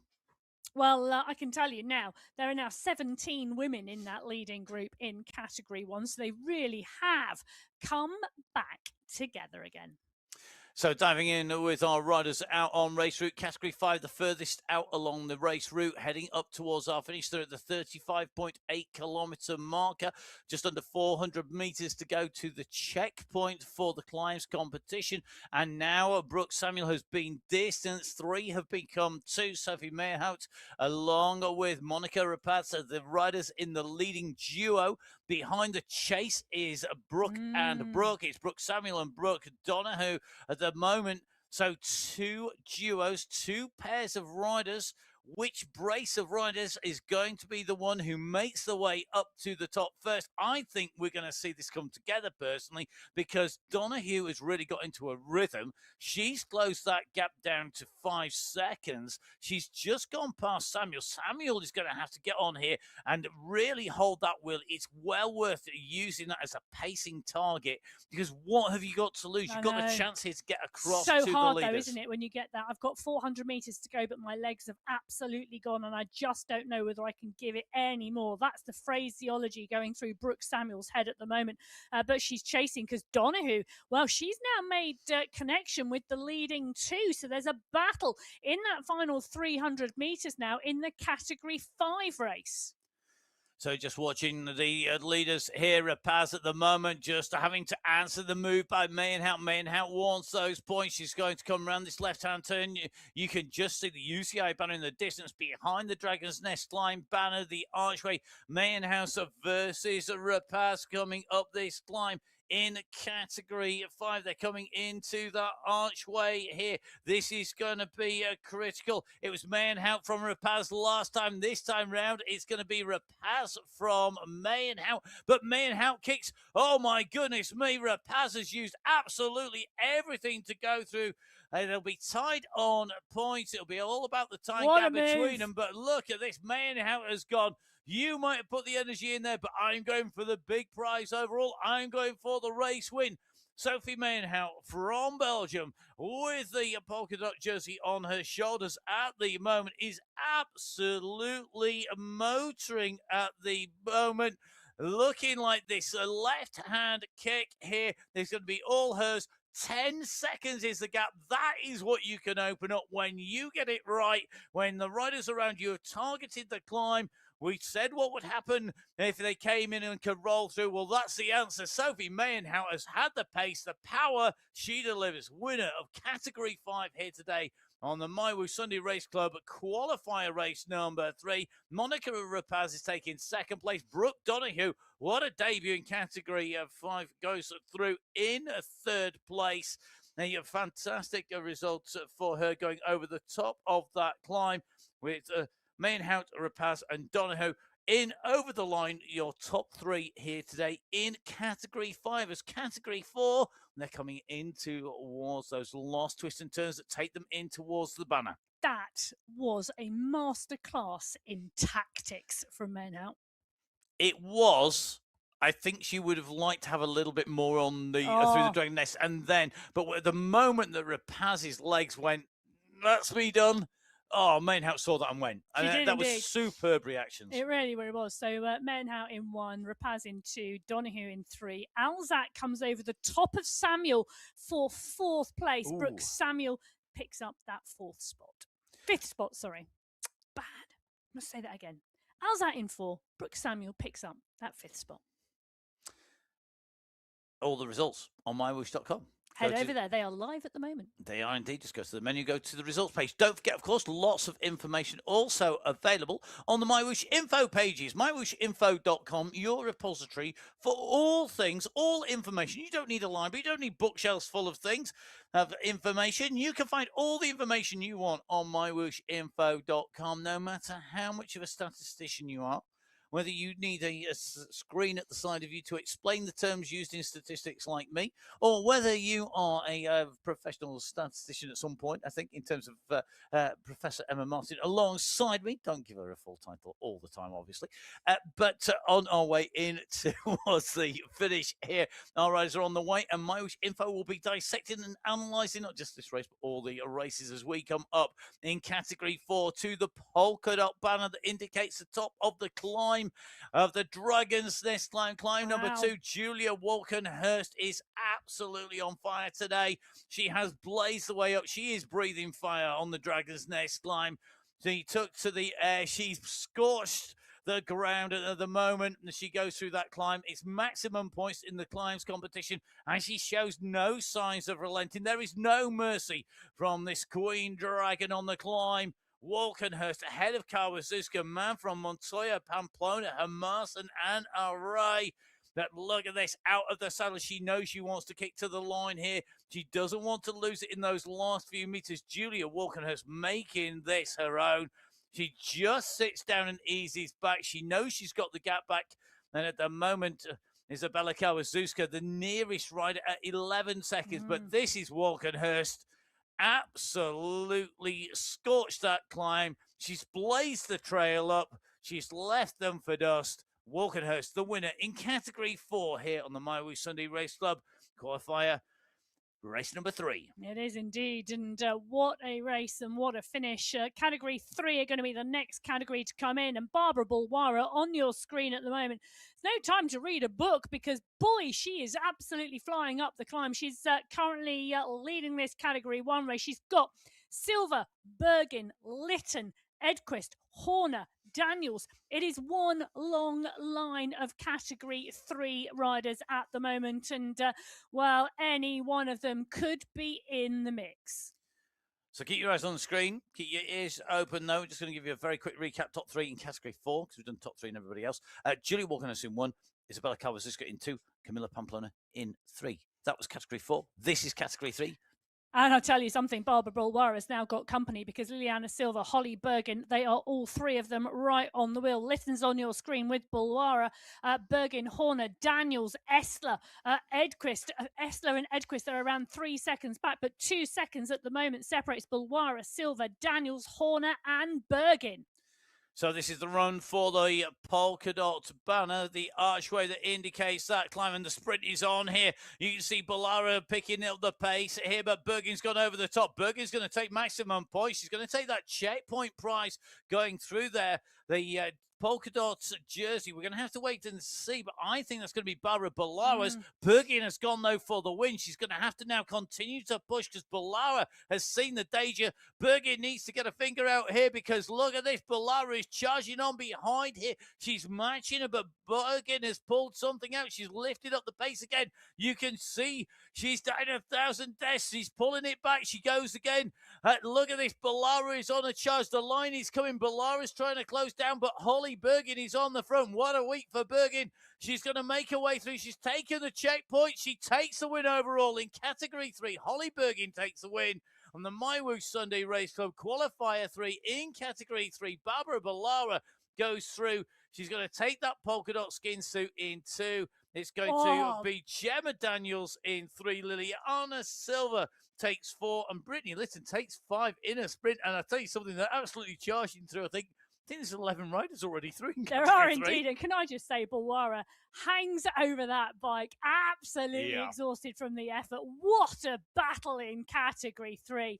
We said right at the start of the show it was going to go to the wire in that category. 45 riders on the start sheets, and what class. Well, this is another rider who is absolutely class, because I can tell you we have a breakaway in Category 1. Mina Koinsinen and Camilla Ahlberg are now 19 seconds clear of the group behind at the 31.4 kilometre marker. What a move. I tell you something, last week was a portent of just how good these riders are and how well they're riding. And I think there is some serious concerted moves being put in by these riders here. That how do you take on the world's best who've taken away medals in the world championships for the last 2 years? Well, you take the battle to them early, and that's what's happening. They're out there and they're attacking. Brilliant to see Alberg and Koistinen now. I can't on the wait move. for the final next week. McCarthy's currently sitting third wheel, but she's only doing 2.9 watts per kilo. Now 3.6. Is McCarthy going to pick up this chase here? Where is there 3.6? McCarthy's gone at 5. They're just keeping an eye. Look at McCarthy, left-hand side of your screen, versus Koistinen at the moment. I think you could just see the rest going in here. Both Big Mina use of the Koistinen super and tuck here. Camilla Albo, both super tucked down, both taking on board drinks, both are keeping those revs off at the moment. They're using this downhill, fantastic skills.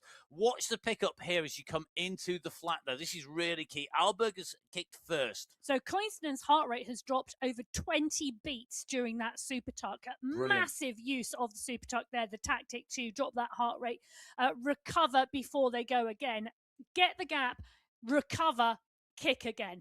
The rest of the riders in that chase group, I would imagine, are going to be using that descent to pick up the pace and try and close the gap and not recover like Alberg and Koistinen did. And it gives that advantage, doesn't it, to Albert? They put the work into Koistinen. So even if they're caught, they've still had that recovery. They're starting in a better position. Even if they're caught, and that's no guarantee before they hit the base of the climb with that distance across the bridge, and to get to this point where category 2 are at the moment. We're in with Ruti Reese as we go on to the climb here, out of the saddle as this group of riders in category 2 hit the climb, taking this left-hand turn at the moment. And this is going to be really critical for the riders. What happens on these early slopes? How much energy do they need to expend to be in contention with these riders? How much energy do they need to push out on this first section, and then how much do they have left when they move on from there? This critical moment at the moment, nobody has opened up a gap despite them riding at 6 watts per kilo in places. Maria Mob 6.6. You can see the work that's being done here. Calman really working in the middle of this group. Penner out of the saddle, so is Montgomery, so is Reese. Calman sat in that saddle at the moment. Penner, though, the polka dot skin suit, looking like she's holding on to 5th place at the moment, just nicely tucked into that group, just moves up again into 4th here. London still leading from Vittori with Mally Steer in the mix here. Kolkowitz is here, Reese is here, Garea is here. This group, it's not fractured yet, and we can see that on that radar view.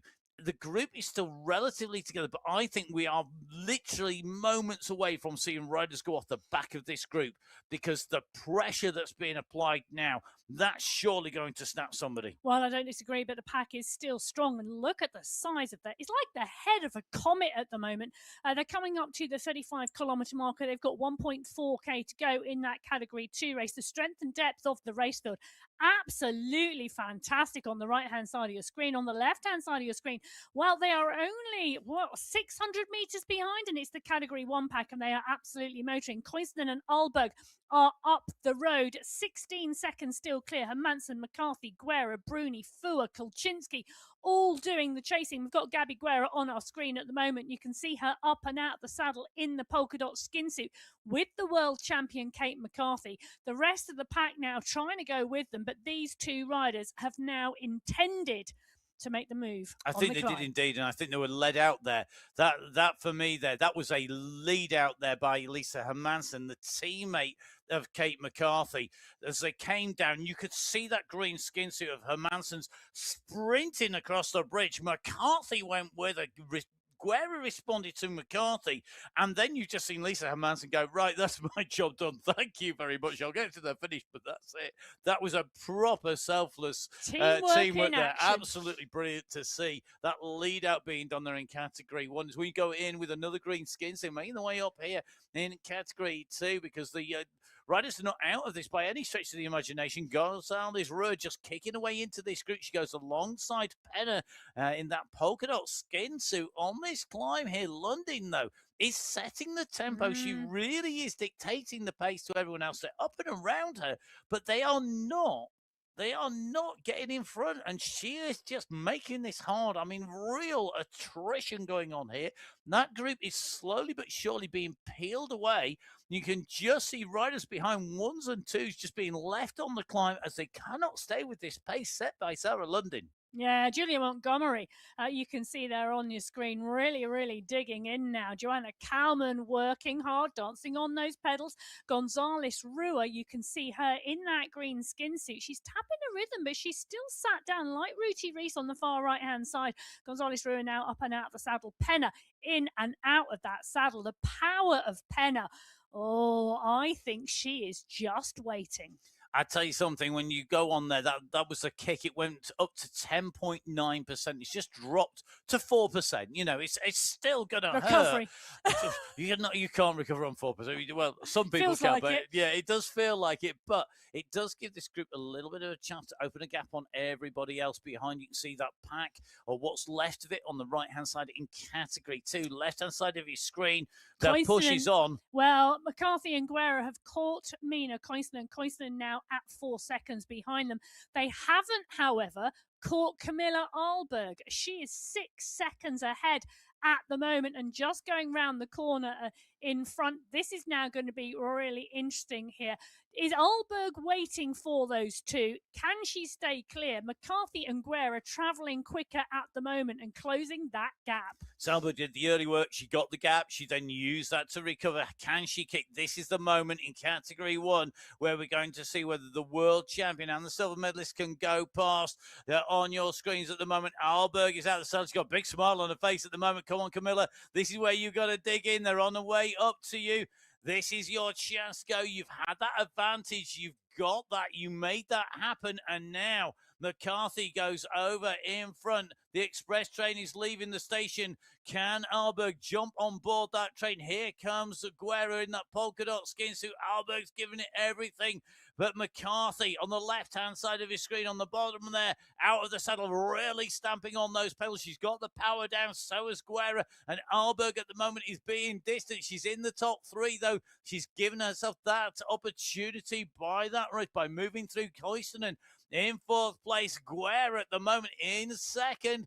But right on the heels here of McCarthy, they are side by side here as they go up. So Guerra looking focused, very much looking like she is in the right place at the right time. Maybe looking just that bit fresher than McCarthy's. McCarthy here going to pay the price for all of that hard training going into the Road Race Championships in New Zealand. Guerra revving away up here. Look at the difference in the revs between McCarthy and Guerra. Guerra is ready, revving. She's still got another kick, I think. McCarthy is there. We know she can dig deep. What a battle between two titans of cycling esports in the women's race field in category 1. As category 2, they've lost even more riders, and they've lost, I think, Penna. Oh, here she comes. Timing is everything. Penna is going to come through. She was nowhere. She charged through there. I think in terms of the climb on the Dragon's Nest climb, she's going to have come through in what I think is going to be 2nd place. As she got through in the lead, she came through in the lead. Tiffany Penna takes the points in that climbing competition. Ruti Reese, Garea, Kolkowitz and Thompson. But as they come round, it's Thompson who was in the points, leading them in the way into the finish here. This is the big prize. This is not just one of the competitions along the way. This is for the race win here. Thompson leading out, Guerrero on the side, Kolkowitz coming. They're not going to answer. It's going to be Maria Thompson who takes the win in category 2 on the MyWhoosh Sunday Race Club in qualifier race number 3 in January as they came in over the line. What a ride by Thompson. She absolutely nailed this as McCarthy comes through on the climb. She's already underneath that polka dot banner. Guerra is going to take 4 points to take away that polka dot skin suit. However, McCarthy has gapped Guerra by 6 seconds here. It's going to be the world champion. Welcome back, Kate McCarthy. And back in winning ways. McCarthy comes through to take the win. The fastest time of the day. You can see how hard she worked there. Went over the bars, taking the win. It's McCarthy in 1. It's Guerra in 2, who comes in and over the line. polka dot skin suit. The climbs competition going to a Camilla Alberg. What a ride by Alberg. Master tactician there. Brilliant move to go clear on the front. Chased to the line by Tomasi, who's going to come through for fourth. It's going to be Bruni in fifth. I think it's going to be Koisten, who's going to come through top 10 again, sixth place here. So Alberg's a breakaway companion, Mina Koisten, comes through. And look at the effort. Look at the face of the riders. They have worked here today. Let's first of all go to category 2, Emma, if we can. As they come in and through the line, it was Thompson in 1, Correa in 2, Penna in 3, Colquitz in 4, and Vittori in 5. Category 1, though. Eldin Fua on her way in over the line inside that top 10. I think it's going to come through 9th place, I think, if I get my maths correct. Yeah, she does indeed. So Kate McCarthy, the world champion, taking the win, 58 minutes, 23 seconds. The course record of 56.20. Well, that is safe today. Gabby Guerra coming through in 2nd place, 9 seconds back. Alberg, who took that fantastic break with Mina Koinsinen, picking up 3rd place today. Francesca Tomasi working her way through to 4th. Mel Bruni in 5th. Mina Koinsinen being rewarded with 6th place today after making all of that action. Kristen Kolczynski, the ever consistent American rider, coming through in 7th. Elise Gallegos is a rider who's been on superb form recently. Can't wait to see what she does next week in the final, taking 8th. Catherine Fua, the Swiss sensation, in 9th. And Liz Van Hooling, 3 riders from the USA in the top 10. So another win for McCarthy, the world champion, here on the women's race on the MyWhoosh Sunday Race Club. All the full race results on mywhoosh.com.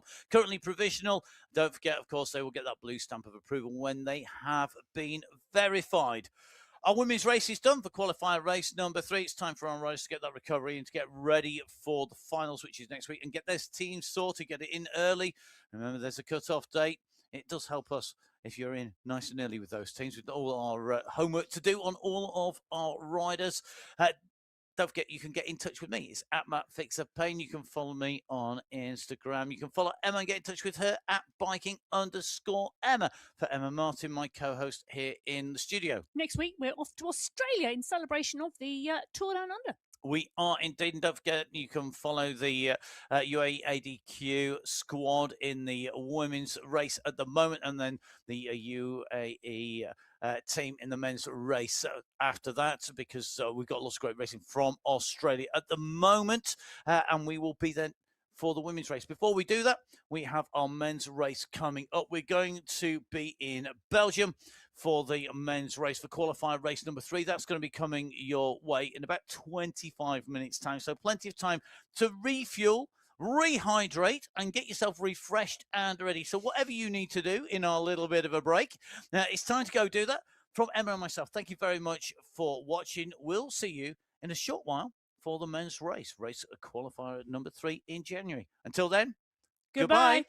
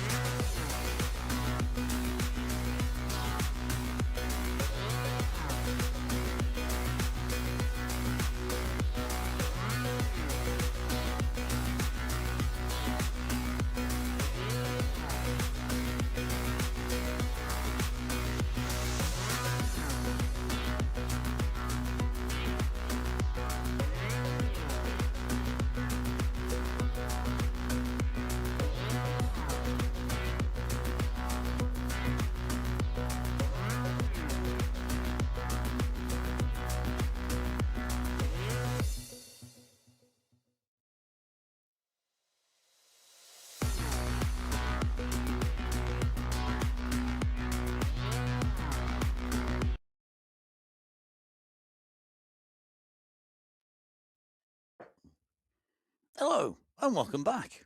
It's the MyWhoosh Sunday Race Club with me, Matt Payne, and Emma Martin. And yes, we had an amazing women's race. I was just taking a slightly slower start into the race because, do you know what? I needed a rest after that last one. It was so exciting. It was absolutely manic. Do have a watch back if you've not watched the women's race. It was absolute barnstorming run through Japan, through the Dragon's Nest race route with an uphill finish. A very different race route to the course that we've got coming up for our men in our final qualifier. A quick reminder, end of every month, we have our finals. That's coming up next week. Make sure that you join us for that because the team competition will be in play as well as the individual races that we see here today. The men, though, well, they are going to head to Belgium today. And the Belgium course, very much almost a mirror image in reverse. Well, it's going to be a cracking course, I tell you. 55 kilometres of racing, 436 metres of climbing, and it is a very, very flat first 9K. They go through that first sprint at the 8.4 kilometre marker, and then very, very swiftly after that, the climbing does indeed start. The categorised climbs, there are 3 of them. They don't start until the 18 kilometre marker. Where the Kutenberg climb comes into play. They then roll through the 2 Eichenberg combinations before they get to the Quermont climb. That's the second categorised climb. And then they come off of that plateau very, very swiftly into the Valkenburg climb. That's the final climbing section of the day. That finishes at the 49.2 kilometre marker. Then they've still got the run to the finish. There is another climb between that Valkenburg and the finish line, but look at the descent. Yes, there's also a slight headwind out on that descent today, but it is a huge descent in towards the finish line at the 55 kilometre marker. The course record here is held by Ollie Jones, 72 minutes 47 seconds, set in September 2025. But since then, we have the introduction of the wind, which will play a part on this race route. It's going to help on the Quermont climb. It's not going to be helping on the Valkenburg climb, though. And a very interesting run to the finish, as you say. I mean, that peak, the last climb, the very final bit of ascent on today's race route is a slight tailwind to just help those little escapees, but then can they be brought back on that descent, which is a headwind, and that will give the advantage back towards the bunch and increase the advantage of staying in the draft. Timing is going to be impossible to get right just about, I think, on the run into the finish in terms of a sprint. And we know our riders are going to train all 6 race categories. Category 6 are standard race category, the first to start. Category 1 are elite riders off last. 8 teams in the men's Category 6 race field. Huge amount of teams in there. I'm going to pick out the teams that did really well last week. The team that took 5th place last week was the BMC 6B squad. The team that took 4th place was Level Racing 6B. 3rd place went to Level Racing 6A, with 2nd place going to the Cycling District 6A squad. But it was BMC 6A who took away the win. And they're back again. Cameron Dadson and Cosimo Mangino, along with Gregor Gacek and Michael Kuipers, representing BMC 6A today. We're going to see if they can take away the win. They've got more than the requisite 3 riders in there. But the 2 teams of 5, the 2 teams of 4, and the 4 teams of 3, all battling it out already. We're just in qualifiers. We've got 8 teams. Remember, when we go to our finals next week, when we go across to Wollongong to Australia, we will have 7 prizes for our teams, and that means that we're already over that, so the teams really need to get that practice in. I think today's going to be a very much a battle out there on the race route. Whether a team is of an advantage on a race route like this, I think certainly for the first 9 kilometers it is. After that, I think it's going to be real tough stuff. It is Category 6 who are ready to roll. Look at the size of that race field. 91 riders under starters orders, and away they go out of the pen today. Maxime Farber, one of those 91 riders in Category 6. It's got to be one of the biggest race fields we have ever seen. 433 riders on the start sheets in total, 91 of them in Category 6, and Category 6 are up and running. They are motoring at 41 kilometres an hour straight out of that start pen at the 200-metre marker. And Osmar Vass, part and parcel of the crew, currently sat literally smack bang in the middle at around 40th position. Drew Abbott is there. Daniel Dotto is there. Orlando Montoya is in the mix. The riders motoring and motoring strongly, and the rolling pace of the pack going to be strong today. It is. It's a huge field. The draft effect of that number of riders really is going to make us such a big difference. Getting out in the main pack is going to be key. All of our riders looking like they've managed that and got out in that main group. 4 of our key protagonists. Cosimo, we've got the duck with us again, .com Mangino with us, along with Maxime Fabre, Xavier Maillard, and Jeff Rooney. A real mix of riders here today. We love you too, Cosimo. An absolute superstar in the mix, and good to see you with us. Maxime Fabre here. Xavier Maillard, resplendent in his MyWhoosh jersey, just up in Belgium. And of course, we have got Jeff Rooney on the far side of the planet from where we are here in France. Here in the Full Speed event podcast studios, actually, today we're using today for the show. So we're in France like Maxime Fabre, directly across the planet. If you could drill a hole right through the planet, it would probably come out in Jeff Rooney's backyard. We would do, actually. I'm sure that would surprise Jeff Rooney if we actually did that and then we tunnelled our way through. Obviously, as a child, I did dig to Australia. Yeah, right. I did. I tried. You tried. I didn't make you it. Didn't make I didn't it. get very far. You said you did. Well, I did try to dig okay. to Australia, as I'm sure a lot of young people have never did. tried. Did you never try to do that? Oh, well, there we go. You missed out something big. But the 4 riders, part and parcel is back. I tell you something, the pace has been strong. It's already split the group. We've got 3 separate groups on the road, and you can see on the top right-hand corner of your screen the purple discs indicating where the Category 6 riders are on the road. You've got the overhead satellite navigation image. You've got the flat line, which tells you that it is pan flat at the moment. The rider we are in with at the moment, Jeff Rooney, indicated by the yellow vertical stripe. And he is too. It's his stats you can see on the screen. So Jeff currently just putting out just shy of 300 watts and fully in the draft with those 3 chevrons by that green number. And as they go down this headwind straight, it's going to really give an advantage to any rider who's managed to stay in the group, any rider who's in that pack, rather than anybody who is solo. So let's take a quick whistle-top store around. Would there be a beep, beep, beep? A whistle-stop tour. I need more coffee, clearly. Whistle-stop tour around the screen. Top center of your screen, the rider stats that we're watching. Xavier Maillard at the moment, a rider down on the base of your screen. In person, Xavier at the moment, heart rate 151, as you can see, putting it out the watts in green, just over 200 to 300 plus watts. In fact, putting a big kick in at the moment because he's on our screen. He's going to go for a push out the front here. You can see the watts go from green to black as he goes out the front. Thank you very much, Xavier, for that demonstration. 500 watts coming out from Xavier on the attack here. You can see that the revs increased to 105. He's got the gap here. After racing for 3 minutes 45 seconds, he's decided to go on the offensive at 46 kilometers an hour. Top right-hand side of your screen, although it doesn't have a hero badge, it should have one for Xavier Maillard going on the attack so early. You can see the wind direction and the measurement of the wind speed, an anemometer, as it is correctly termed, on the top right-hand side of your screen. You can see that radar view and the course profile, as Emma said. And then the nearby list, that's the posh term for basically who's around Xavier Maillard. At the moment, nobody's in the front. He's got 3 seconds gap at Christian Remo at the moment. And the pressure that's being put on by Xavier Maillard at the moment, this is a bold move off the front. But I tell you something, this could pay off in spades, because with that big group, he's wanting to bring that group down.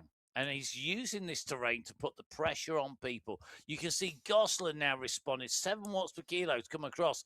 If they could break clear a good-sized group here, let's say 10, 15 riders went clear, normally I say the advantage is with the biggest number of riders. But with so many riders, there's a lot of people would be looking at each other to see who's going to pick up the pace. Well, with 15, you've got a gap. You're going to go for it. You have, but I also think, realistically, the only flat on this course, other than some very, very short transitions between climbs, is the first 9 kilometres. If you want to do any damage, that is where you could utilise that flat section. But I say that, But the big question for me, and I know we've just witnessed Xavier Maillard really stretch the group and making the riders work behind and making them work really hard, but there are so many climbs on this course. The strongest rider will be the rider who wins. No. Disagree totally. Do you? Yeah.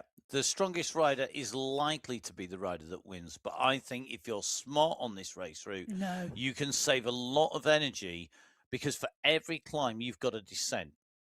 And if you're strong and you don't utilize the descents to rest well, you could put yourself at a disadvantage because all of our race categories are so close. That could be the difference between the strongest rider losing and the not strongest rider winning. Because if you rest on this course, because the climbs are so steep, you need that rest to take some of the sting out of your legs to enable you to go again on the climb. If you don't rest on the way down and you don't drop that heart rate, don't get rid of some of that lactic acid, it's likely to be so hard on these climbs, particularly once we go into the back half of this race route. Sorry. I think that's where you're going to find that you're in trouble. And I think you can be as strong as you want, but if you don't race smart in any of our race categories, you're going to be in trouble here today. In with Daniel Dotto, another of our regular riders, one of our Brazilian riders here today. Daniel, part of the Cycling District 6A squad, who took second last week. Just already getting some fluids down.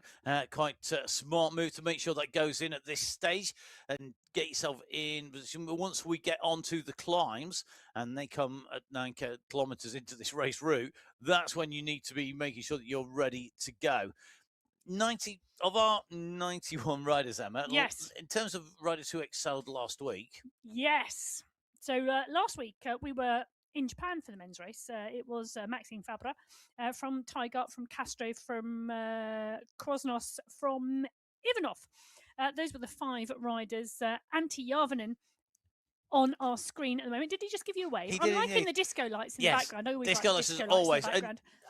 Antti Järvinen was on the move really early last week in the Was race. he? He was, yes. Nice. Yes, he was really on the move, and he's always one of those riders who does animate the racing early on. I think for me, the opportunity to do that now is really, really critical. I mean, look at the way that this group is all breaking all over the place because of the work that's been done on the front. If Antti goes on the front again and puts another bit of hammer in, I think we're going to see, Antti hammer time.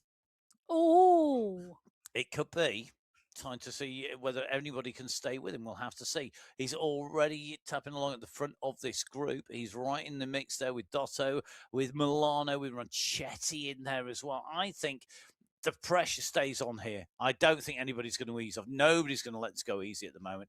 It might be a flat 9K, but oh my goodness. And remember, people are going to try and sprint off this into that sprint. And the sprint section is a headwind sprint. So if you go too early, you go out into the wind too early, you're going to be in trouble. No launching at 300 meters, 200 meters to go. You need to be launching at 150, 100, unless, of course, somebody's gone for a long one. and you can sit on the tail. Wow, yeah, stay in that draft as long as you can. That's for sure. On the run into the sprint, but we've still got some way to go. We're on at 6K, and that sprint comes at 8.4 kilometers. Category 6 on the way out towards the sprint here. Category 5, 4, 3, 2, and 1 waiting to go. I'm giggling because it's Xavier Maillard on the front again, absolutely pushing it. Jakob Kusi, Ola Warren, all coming to the fore. But, well, they are all sitting and waiting for that first sprint checkpoint. They are indeed. They're going to be a little way till they get there. We're going to get Category 5 underway. First 7 teams are going to be heading out. So the team that took 5th place last week was the Level Raiders squad from Level Avengers, who were in 4th place. In 3rd place was the BMC 5 squad. Taking 2nd place was the MPCC team of Fugala, Laszlo and Duda. But Ratio Racing, who took top spot last week, don't have 3 riders in their squad this week, so they are not going to be repeating their race win here today.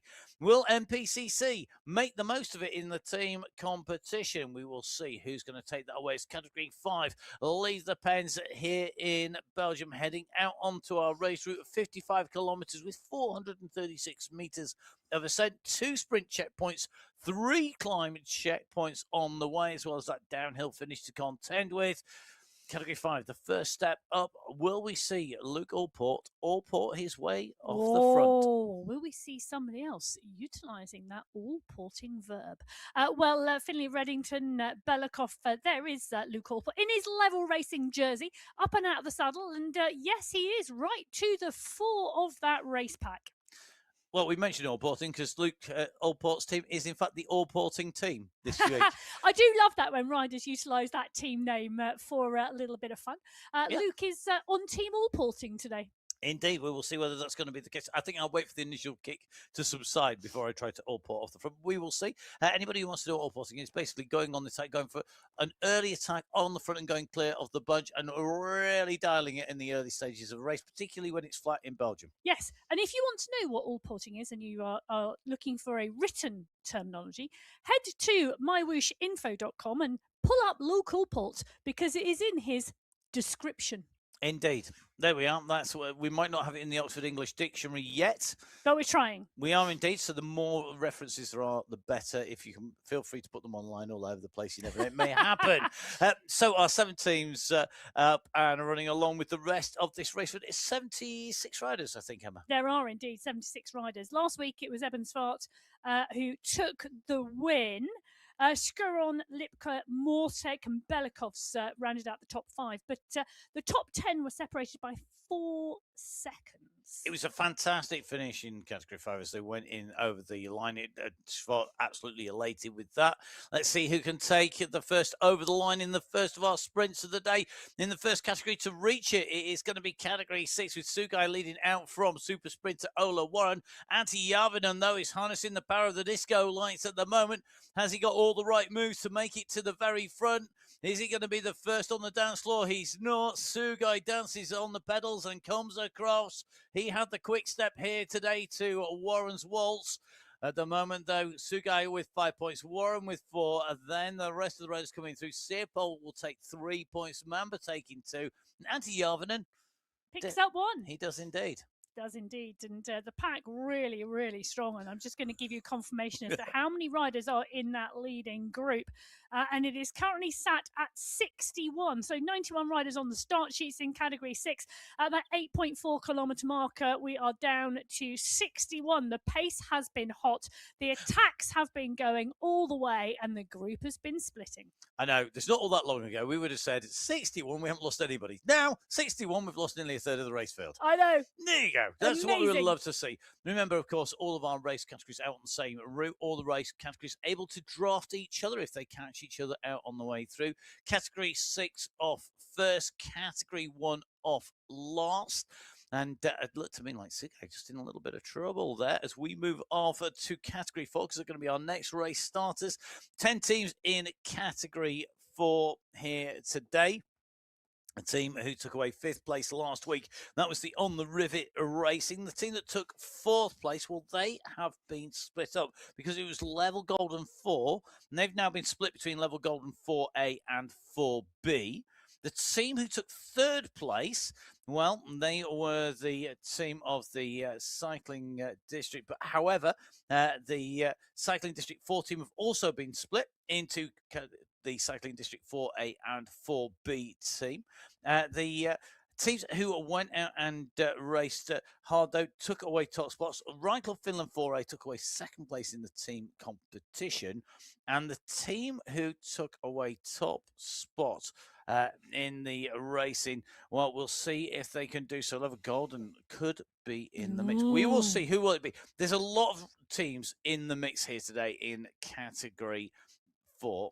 I think with the size of this race field, and it's big, really, really big race field, I think Category 4 is going to be tough because there's 38 riders in teams this week. That is huge. And remember, that's only going to grow when we go to next week and that team competition comes into play on a course that does have a lot of advantage to have other people chase down gaps and breakaways and get that time down. We're in with Silvano Turata at the moment, the Swiss rider on the bike, ready to kick, resplendent in a red jersey to match the Category 4 red jerseys that swarm underneath the gantry. Head out onto the race route. A huge race field, as we said, at 82 riders on the start sheets in Category 4, facing this 55-kilometre race here today, 436 metres of climbing in Belgium. Tarasso, you can see him up and out the saddle, just dancing on those pedals, just modulating the pace to make sure he stays in that group. The red jerseys of the Category 4 race spread already down the road. They're certainly well spread already, and that's a big gap that's opened up behind. There's a number of riders who need to go, and they need to go now, or they're going to be out of this. Meanwhile, we're going to dive in with Category 5 because they're already, it looks to me like the pressure's gone back on Category 5 at 3.9 kilometre mark.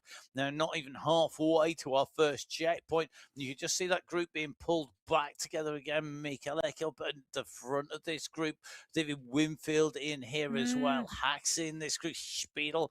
Joe Warren is nicely tucked in here as well. Allport in here. Reinheimer not disappeared from this group, but Mattila as well. The riders at the moment just wanted to make sure they're not at the back of that pack if a split happens.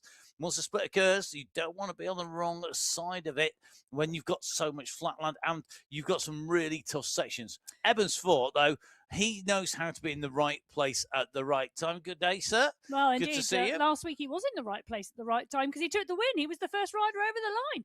Perfect timing. It was perfect timing, and we saw the elation on Ebbonsford. So, no pressure today, mate, but it's a bit bumpier today. There's a few more hills on the way through. And the downhill finish. Do you like the downhill finish, Eben? That is the question. Is a downhill finish a good thing? Yes. It is. That's what we want to see. Excellent. I think it's going to really be interesting. I'm really looking forward to when we run into the finish. We've got to get there first. Just no doubt, 54.9 or so kilometres to go. Don't listen to this bit, Eben. I think Eben, to be fair, Eben is such a bad lad. You could throw 10 climbs in, 20 climbs in, he's still going to be there because his timing is brilliant. He rests at the right time. He's not listening, he's not looking.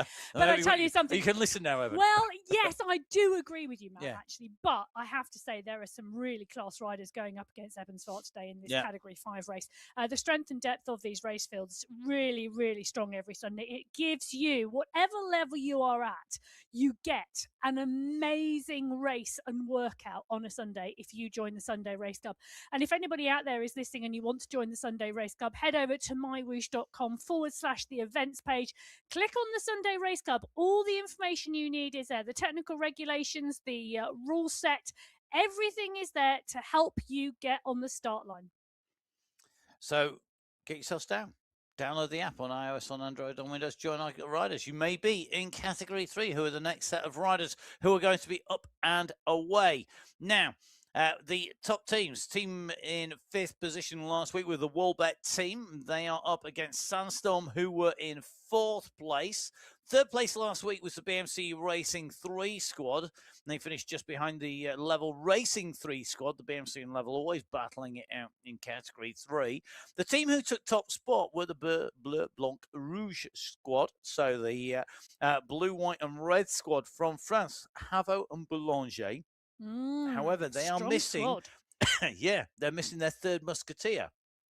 They are down to 2. And that means that without the 3 musketeers together, they're not going to qualify to take away the team win this time round. Keep your eyes peeled on them for next week, though. Oh, yes, very much so. We will see whether they're going to take away top spot. I think this is going to be a real interesting battle to see how this plays out. The team's up and ready to roll. Let's see who is going to take this away. The Peak Power Racing 3, the Rifle Finland 3, BMC Racing Up Cycling District 3A, and the Black Horses without enough riders to make up those team squads along with what's up. They need to get those riders in. Thank you, everybody who gets their teams organised and ready on time. It does make a job in terms of preparation. Gives us a little bit more time on the run in to see who's going to be up there. Will it be Jan Jasper? Good to see Jan. Good morning, Jan. Strong rider. Very strong rider. Definitely a rider, I think, on today's race route. Will be interesting to see how he approaches those climbs and at what point Does he follow or does he lead? Does he attack on those climbs? Does he try and thin it down? I think he will. We'll find out. We're away with Jan in this group. The first obstacle he's got to contend with is getting out of the pens in the group and not being distanced on the run out from this race start.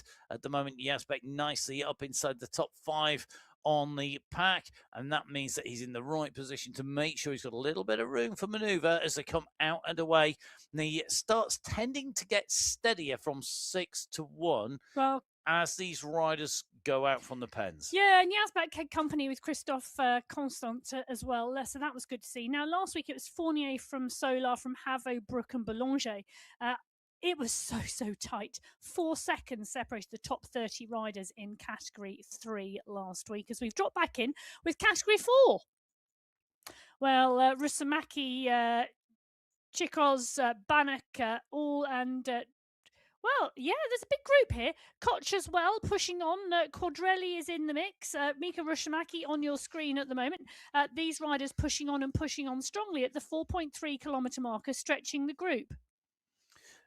So at the moment, the riders in Category 4, 4.5K, halfway into the section, just in with...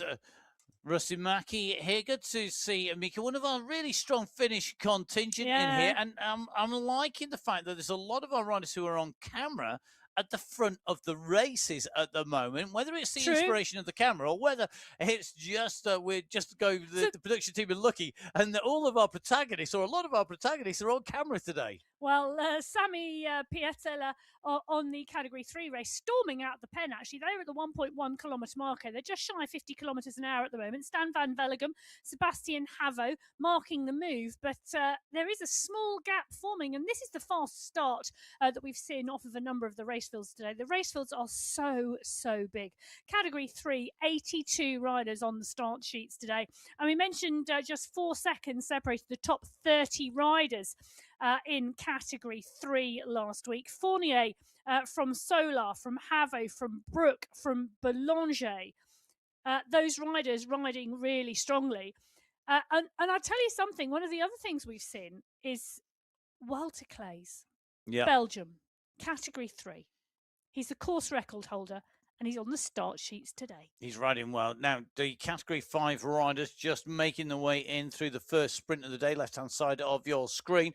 Christoph Lasno in that green jersey, taking it ahead of Joel Warren by 0.051 of a second. And that's how close it was. So basically, 5/10 of a second, 500ths of a second. Absolutely, Christoph. Well done, buddy. He's on our screens at the moment. He's looking good. And as he makes his way in that green skin suit, resplendent in there for the MPCC squad. They've got off to a good start here. Lasno's got a great sprint on him. We always see Christoph in the mix, and we've seen that as he's progressed through the race categories. He's always had that sprint. I remember watching him move up through from base category up. He's a rider who I think if he can get to the finish, you've always got to watch him on the run into the finish because he's got that kick. It's will he be with them or will he expend the energy on our sprints today and go for that as a target? We'll find out. I'm sure Christos has got a plan in his head somewhere. Well, he's got company on the course at the moment because he's with Luke Allport, Eben Schwartz, Alex Belakovs, Wilhelm Thuft is there as well, Felix Reimers, Christian Spiegel is there too. Real class at the front of that Category 5 race. Expect some of those names to feature towards the end of the race as well. They are on that first climb today. Mohamed Mukhtari in the middle of the pack, one of the riders he loves. He loves a climb and is really, really strong. Mukhtari, when we were in some of the earlier races doing really strong rides this month, they finished second on the endurance climb. That's just how well he climbs. Does he like these short, sharp, punchy ones? Well, we'll find out later today. You could argue there are basically 7 or 8 climbs here today, and we had 7 or 8 climb sections on the endurance climb. The only difference really here is that there's a more variable distance between, and some of it is downhill rather than up. But what they've got to watch is what's happening now? We've seen riders just starting to split this group, and the gap starts to open. McTarry going at 8 watts per kilo wants to get in with this leading group here. They're at the 7K nice mark. move to close the gap. Yeah, and still still able to wave after closing the move. Well, that's just absolutely brilliant. Bridge across, get the gap, and then work through. And if this group start working together, and that's what they need, you've all put the effort in to get to the front of the race. You've all put the effort to get into the group.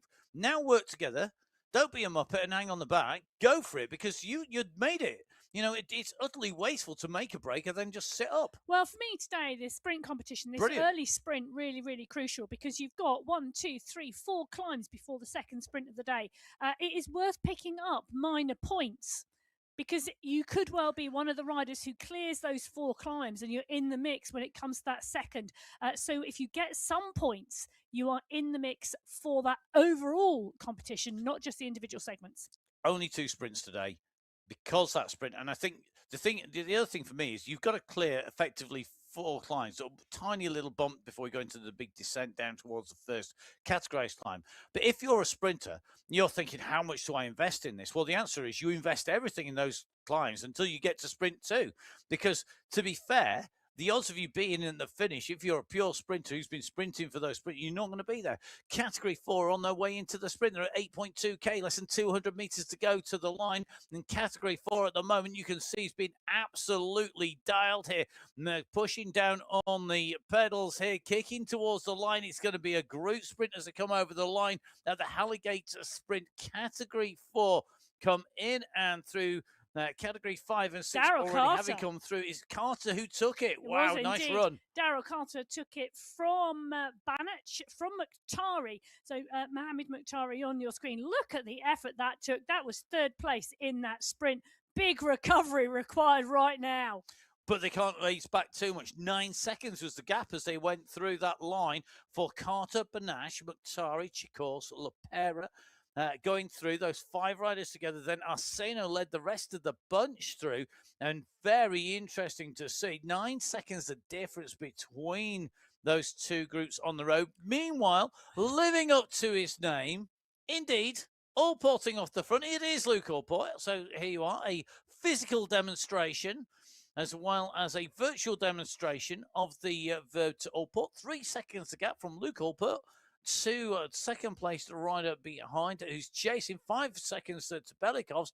This is an interesting move on this descent. It is indeed, and it is a big push from Allport at the moment in Category 5. The packs are so huge. Allport coming at the 12.1 kilometre marker. He's going to be transitioning now towards what is the flat section here between the climb, and then he's going to drop into a massive descent. Coming off the front of the pack and going into that descent, nice move, because you can pick up the pace and you can extend the momentum, but he's got to be able to hold it. Holding it is interesting. In that Category 4 race we just saw, 5 riders clear, 61 riders chasing. Big gaps, big grooves, lots of riders splitting all over the race route. Our riders in Category 2 are going to be looking to see whether their race pans out in that same way. Now, let's talk about our teams from last week. There are 4 teams with more than 3 riders here today. But when it came to last week, the team with the 5th place was Beast Mode and Friends. They're back with 4 riders this time around. Our team in 4th place was the Abu Dhabi team. They're doing a bit of a reset with only Bruce Bird here from them, so they won't be contending that team competition this time around. In 3rd place with the Vuelta Panda squad, Benson Jacobs and Betty up there. Very strong team. They couldn't get the best of Gloria Victis. They've got 3 riders today, Bjorklund, Santo and Alan Jung. But the Hitmen had the number 1 hit. They were top of the pops. Graves, Fawcett, Miller and Koinstonen of the Hitmen were the top team, and the 4 riders here today. You wouldn't bet against them once again. The Hitmen have had a team in Category 2 for as long as I can remember, and that for me says we are going to see them again today, because you have got a long, fast start. You've got lots of climbs to go out. They can really play some team tactics here, throw people down the road. They can really shake things up. They'll be aided and abetted, I'm sure, by the riders from the UAE clan team. SS and Mr. X100 are on form as well at the moment, riding really strongly. It's going to be interesting to see the number of strong riders who might also jump in. Jesse Langeveen, very much on fire when we came into the racing. We'll see. It's not going to be long before they hit the road. We just dive back in with category 6. Because we're coming up to a very key point here. Maxime Fabre at the moment, as we make our way up here, he's into these last few hundred meters. It levels off on the top and he's really rocketing up. He's got to stay clear of Calangard. And this is the first of our climb sections. This is telling us who is on form when it goes uphill. And that's going to be absolutely critical. Fabre on fire at the moment, looking good. Dotto in third place. He's got Calangard separated between the two, but Fabre's going to take these points. And I'll tell you something, because of the time gaps, if Fabre, Calangard, and Dotto, maybe Castro could get together, they'd be there. But look at the bunch behind. It's huge. Fabre's accelerated out. Now, rest or not to rest? That is the question facing them. Recovery required with the climbs coming up, and they're going to start coming up thick and fast. So on that descent, those Category 6 riders needing to recover. Fabre from Calangard, from Dotto, from Castor, from Grenier, the Canadian rider picking up 1 point there. But can I tell you, already 38 riders over that checkpoint. So as those riders in Category 6, our furthest riders down the race route, get over the 20-kilometre mark, and 55 the total distance. Category 2 are up and away with Mikhail Lutkin at the moment on the front, all porting his way clear of Joel Lewis and Phil Graves, and Maciej Skierski at the front. And we have got riders distance. The pace at the front of this race has distance riders at the back. And we've already got gaps opening. This is dangerous moments on this race already. And we've only covered 0.9 of a K. 900 metres in, and Utkin doing a phenomenal job in terms of picking up the pace. And can I just say, the riders from Finland, you know, we have some great Finnish riders scattered throughout all of the race fields, both the men's and the women's, and they really do the business and ride strongly. So fabulous to see yet again. Olivier Simmons just sorting out some equipment there as we drop in with him. He's part and parcel of the pack, and he's right on the back of the pack. He's going to need to watch what he's doing, because he could well risk getting dropped off the back of the route. Nope, we're back. We're full ball with Ollie Simmons at the moment. He's digging in and he's closing back down the gap and getting back onto the group. Kisnowski, Quiros, Corrales, all at the back of the group with him. Benjamin Brignall, surprising, Moritz Ritter, out of the group now. And the other rider there at the moment, I'm just taking a little bit of a check, Zach Nair. I think he's Category 1. He's down waiting in the start pens. But this group here, absolutely pushing in. Ritter and Brignall off the back. Simmons desperately working to get back into that group. Once the pack rolls, a moment of inattention, and I have been caught with this big style. A moment's inattention when you're on the back of the group, and suddenly you can be out of the draft, and the pack is rolling and rolling so strongly. It's a really big effort to close that gap back down and get back in. Olivier Simmons, he's got the power, he's got the kick, he's done the business, he's back comfortably into the group, and I'll tell you something, he's going to have his eyes on that group now. No more moments of inattention. Well, Category 1 are in the start pen. They've got just under 2 minutes to go. All of the other race fields, Category 2, 3, 4, 5, and 6, out on course here in Belgium. 55 kilometres of racing, 436 metres of climbing, and it's Category 1 who will be out of the pen next. And our 3 squads were our top 3 squads the last time around. And joined actually by Cycling District 1 this time around. Alvarado, Ramirez and Machado looking to break into the top 3. But your top 3 teams last week, the Farm Watt squads, have the return of Haydo and Pucker in the mix, along with Noren, Harris, Plantero and Nair.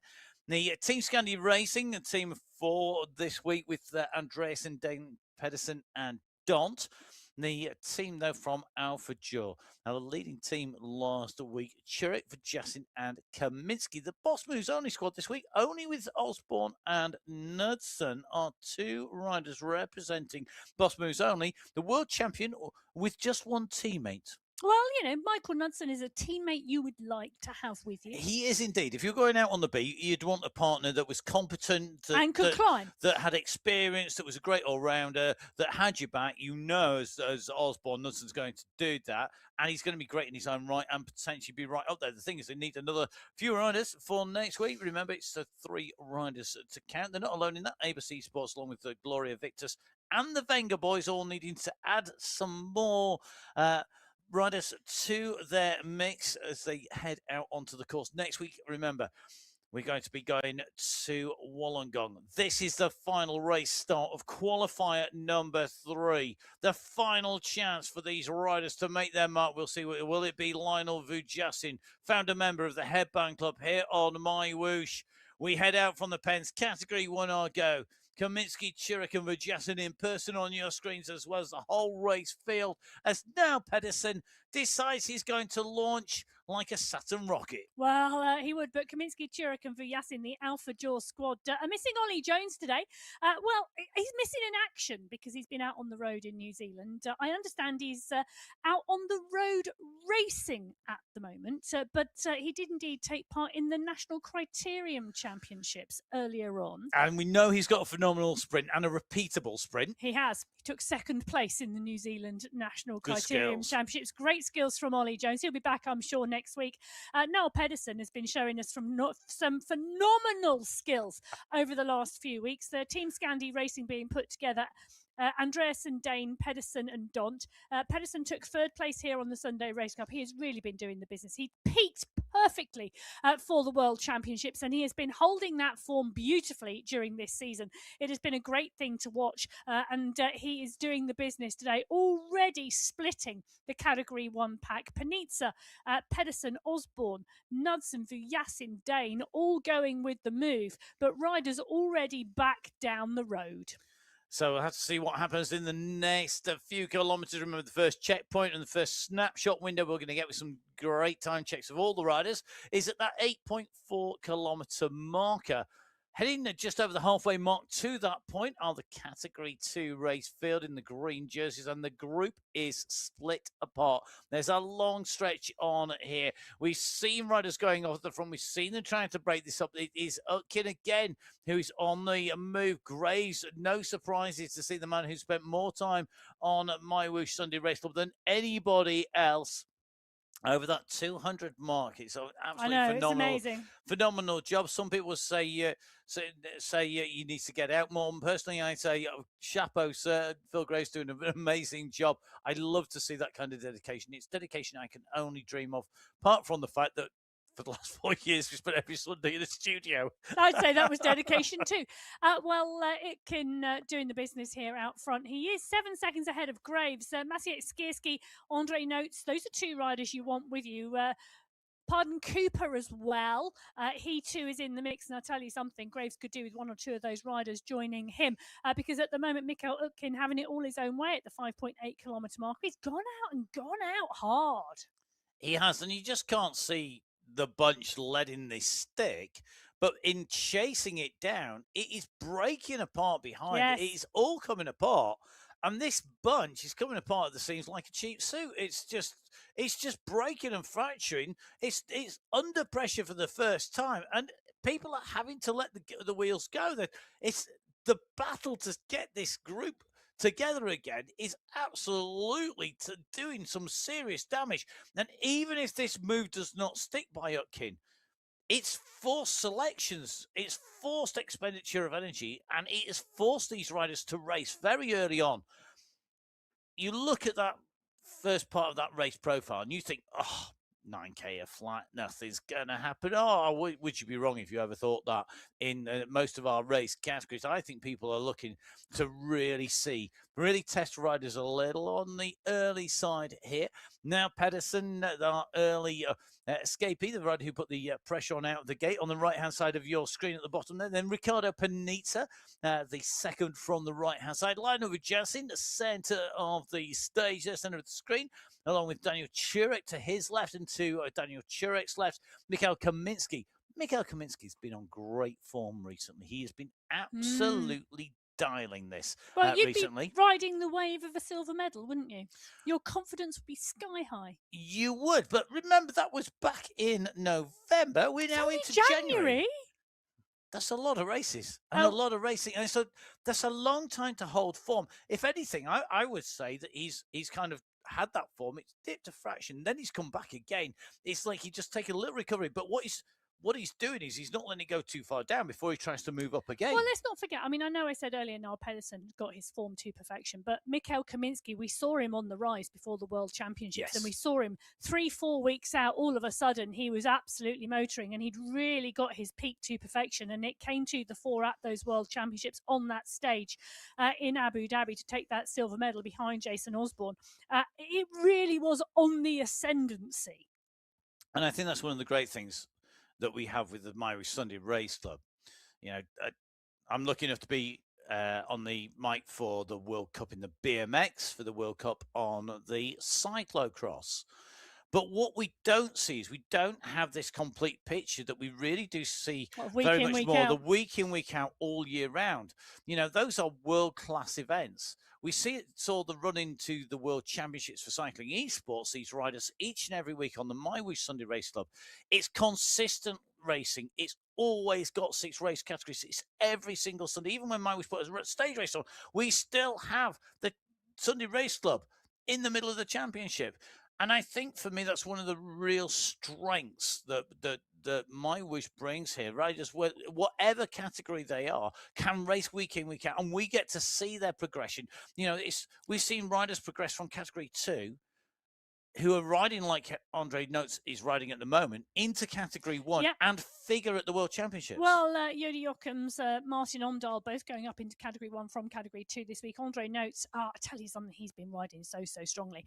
We can see the green banner. That's the first sprint checkpoint of the day, and Utkin has gone up and over and through because he's so far clear of the rest of the group.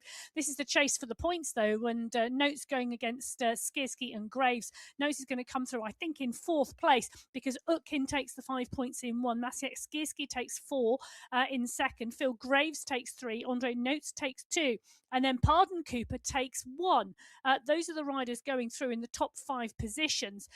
SS and Joel Lewis then going through. And then there's a big gap in category 2. Interesting. How many riders in that leading group is there in category? So Mikhail Utkin goes through. He is clear by around 8 seconds of the chase group. Skierski, Graves, Notes, Pardon Cooper, SS and Lewis. So we are looking at a chase group of 6 riders. So 1 rider clear, 6 riders on the chase group. And I'll tell you something. We've then got a gap of, she says, just scrolling furiously. A lot of riders slotted in between time-wise. Furiously. It's just shy of 20 seconds back to the chase group. That's a huge gap on a course like this on the flat, with the riders putting in that kind of effort. They've just gone through that headwind section. And remember, once you go through that sprint, you go up onto the climb, then into the descent before the Koteberg climb. Category 1 at the moment, Jason Osborne and Niall Pedersen up at the front of the group, just leading the charge down this straight at 6 kilometers covered as they make their way down here. This is going to be interesting for me today because this is the 3rd time we've raced on this course in Belgium. Ollie Jones holds the course record, 1 hour, 12 minutes and 47 seconds. But we've had a really fast start here in Category 1. Should this sort of level of pace and competition continue, we could well see Jones's course record go. We could well, although I do think the headwind sections towards the end of this race it might change that through. As they make the way down here, we're into what is a crosswind at the moment as they come down this straight. It's going to be very interesting to see whether or not this a little bit of a move by Remy Confession is taking into account what we're going to see in terms of wind and wind direction, because as he moves slightly to the left around the next bend, it's going to be more of a tailwind than it is a crosswind. But I think one rider is not enough to trouble this bunch in some ways. Nice move from the French rider, though.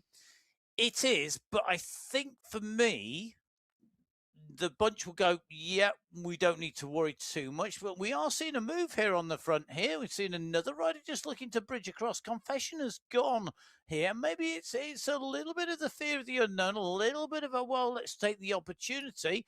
Well, look who's gone after. Well, Look who's gone on the chase here in third wheel. oh, Knudsen and Osborne. Yep. Boss Moves only squad. Yep. Bringing it back. Well, or bridging across, because that's all of them. Well, That's the I know. whole team. No, well, that's a fair the whole point. team's bridged there. It might And then- only be two. Well, Pedersen also coming through, but Osborne going right up and over the top. Perhaps Osborne wants all of those jerseys today, not just the rainbow bands. Maybe he wants yellow, green, and polka dot. Who knows? Well, I think it's a tough ask to go at this stage, but they've broken a gap clear here. Osborne Knudsen, Pedersen Confession, as they come together here behind Gednes, Kroll, Van Elst, they're all going to come back in pretty much. One or two riders are being distanced, though, by this attacking nature on the front of the race. They're going to come around this right-hand turn. They've got 7.8k underneath their wheels. They're looking for that green archway. You can see it at the end of the straight, but I'll tell you something. It's a long way. It's so tempting to go early. But this is a long run. It's a block headwind. It's on fast, 12.6 kilometers an hour headwind. You want to be in the draft as long as you can to go, but that has not stopped Dont and Paradians going early here. They're putting the pressure on, but will they pay for this? Pavel Skirski, Jason Osborne, and Jasper Paradians are behind Dont at the moment, but not for long. Osborne goes over the top. Will Osborne hold on to this? He is. Just, or has it been taken by the momentum of Paradians? Osborne takes it. Oh my goodness me. By 0.009 of a second. That is Jason Osborne's from Jasper Paradians. Ruben Dont, Pavel Skirski, and Michael Knudsen round out the top five. Pedersen, Van Elst, Vujasin, Dane, Machado, Kaminski, Kaplinski, Panitsa, Kroll, Confession, Damsgaard, Turek, Plantro, Gledness, Tugels, Pucker, Nair, Andreasen, and Kulsit, all in that leading group. 24 riders still. So 24 riders in that leading group of Category 1 riders who were led through by Jason Osborne to take away the checkpoint prize. Mikhail Utkin led through Category 2. Sebastian Havo led through Category 3. Daryl Carter leading through Category 4. Christoph Lasno taking Category 5 through. And Eduardo Sergey, who we saw lead through Category 6. The riders going through in the racing happening basically in the category order. So category 1 being the fastest and category 6 being the slowest, and incrementally on the way through as well. That's the Hannegate sprint. That's the first of our sprints. Yes. The first of our climbs. The Kuterberg, which is the next checkpoint that these riders are aiming for. Well, the Category 6 group have gone through, so have Category 5 and Category 4. So let's give you Category 6 first of all over the top of the Kutenberg climb. Maxime Fabre led from Calinger, from Dotto, Castro and Grenier. They were your 5 point scorers in Category 6. In Category 5, it was Cirillo from Theme, Lizeka, Matilla and Berland going over the top. They're the 5 point scorers in Category 5. In Category 4, going over the top of the climb, they were led through and taken through Diego Asunciao going through, leading through the riders. Lewis Herring in second, Largo in third, Prince in fourth, and Arthur Cabani in fifth in terms of point scorers over the top of that climb. In Category 3, well, Sebastian Havo has led over by Radislav Buchweski, but they're the only 2 riders in Category 3 to go through, and they have got an 8-second gap to David Kowalski, and Kowalski has got a 2-second gap to Woznos and Jan Yazbek behind, but there's a huge bunch with them. Because when that bunch went through, oh my goodness, 54 riders have now gone through, pretty much all in one long line. Yeah, they have indeed, one long line. So Havo goes through in one. But the group back, well, the chase in the big group, 12 seconds he is clear of that large group, but just the 2 riders. I think that'll all come back together again. It's a big downhill. It is. And it's a huge for, chase group. Like all of a kilometre.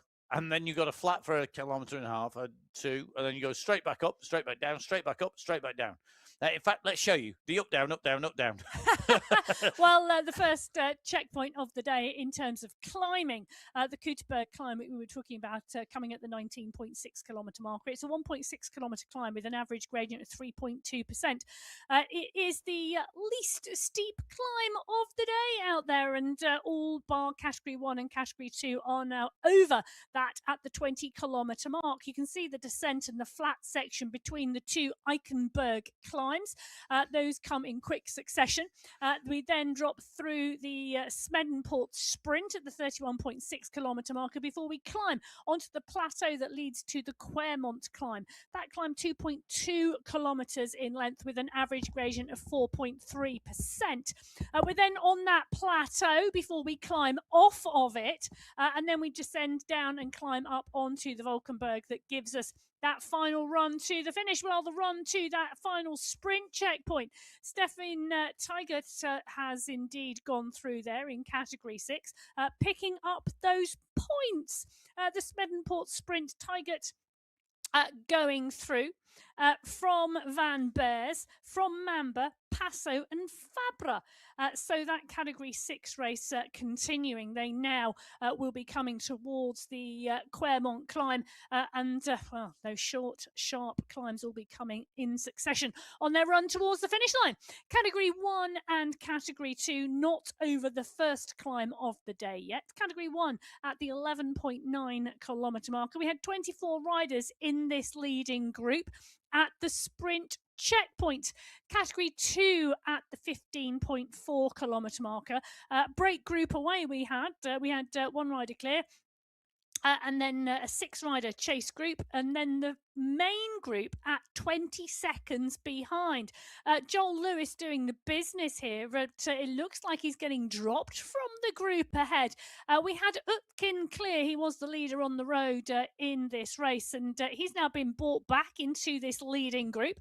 So Graves, Cooper, Skierski, SS and Notes with Utkin now, and Joel Lewis not quite being able to make the back of that group. They are, look at that, they are 450 metres ahead of the main group behind. Olivier Simmons, Josh Power, Christoph Flubus, X100 just needing to get back onto the group. Kiesnowski has been dropped, but the group is big. I said it was a massive group of around 50 riders last time. It'd be interesting to see how many it is when we get to the top of the Kutenberg climb. Well, I'm not quite sure there'll be 50 in it by then, but it will still be a large group if these category 2 riders are anything to go by. Last week we had the top 30 riders in category 2 separated by only 4 seconds. I'm not sure it's going to be a 30 up sprint today, but we could well see a sprint on that downhill run to the finish line. Category 1 on the left-hand side of your screen, it's Harvard Gledness who is pushing on this time. Interesting move here. The rider here pushing on strongly at the front of the pack. They're at the 13.2 kilometre marker. They're coming into the downhill section off of that starting plateau before they run into the Kuteberg climb. Big push here, looking for some momentum on that downhill. Damsgaard, Plantero, Machado, all pushing strongly behind. Turek, Tugels, Confession, all in that group. The gradient on that top right-hand corner of your screen, you can see the 2 riders just going round ahead of this main pack. The descent about to start.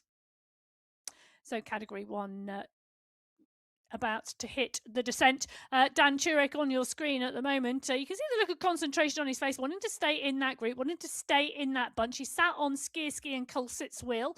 So Puckett is in there too. So is Dane, Paradians, Kaminski. Van Elst is in the mix as well in this group. But they are chasing 2 riders at the moment. And, well, that big push, it is 3 riders now clear, but it was that big push from Harvard Gledness that has led to the split in the group. Now, whether this is sliding room for the climb or a concerted attack to try and break the group, but the group is now stretched, and Turek, Kaplinski, Andreasen all needing to push onto that group because, well, The pack is rolling and rolling strongly. On the right-hand side of your screen at the 17.6 kilometre marker, they're coming towards the base of the climb. It is the leading group in Category 2. They are around 20 seconds clear of the chase, which is being led by Joel Lewis at the moment. Ross Fawcett on the front of the pack.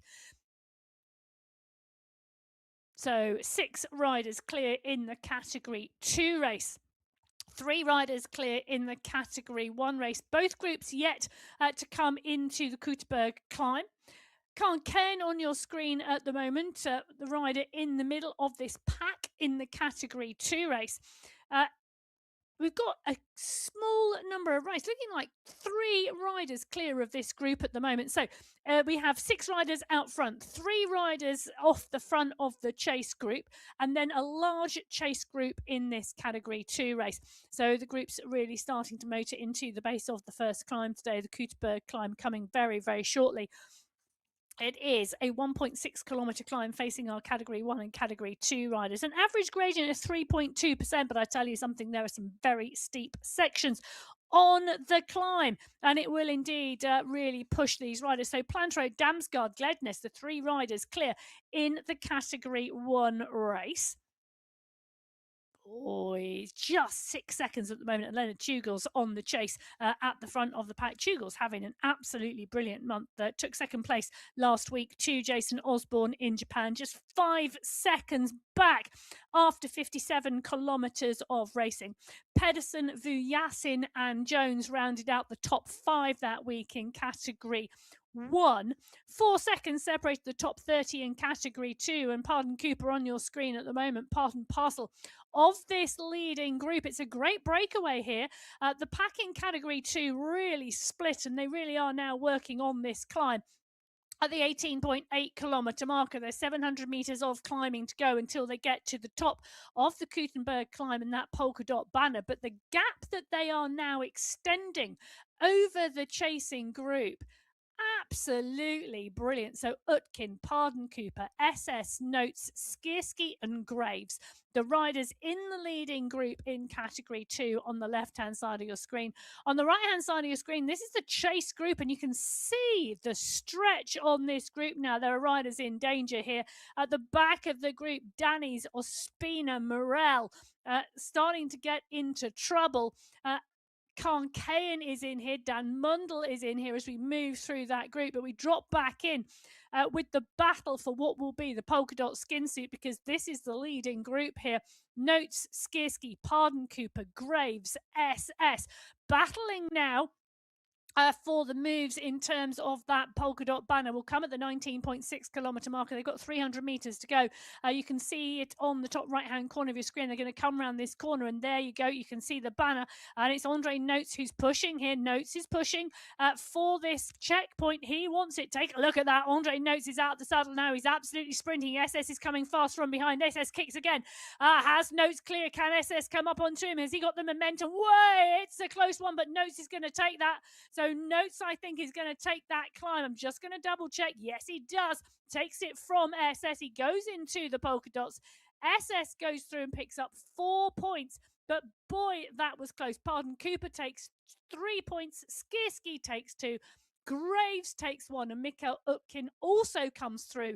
So 6 riders clear in that leading group. Nothing to separate them at the top of that climb.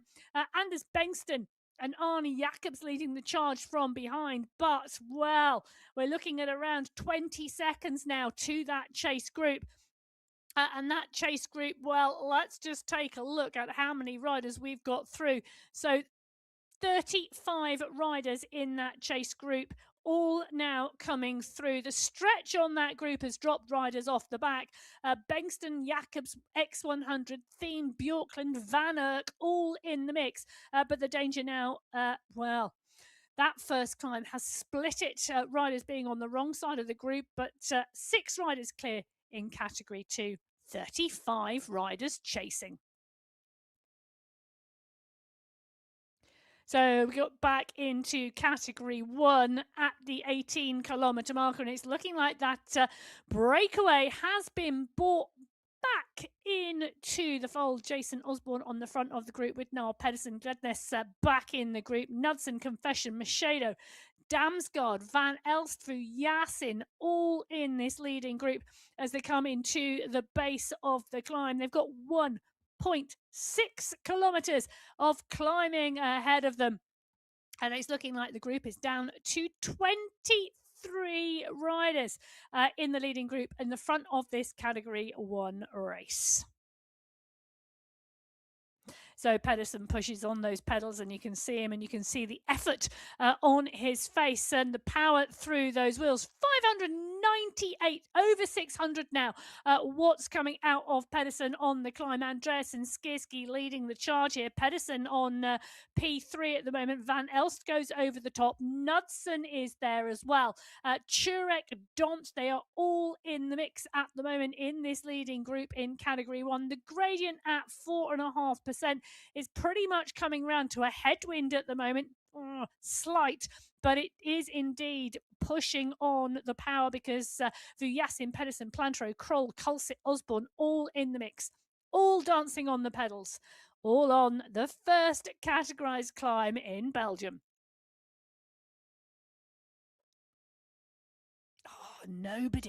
Nobody wanting to break from the group in Category 1.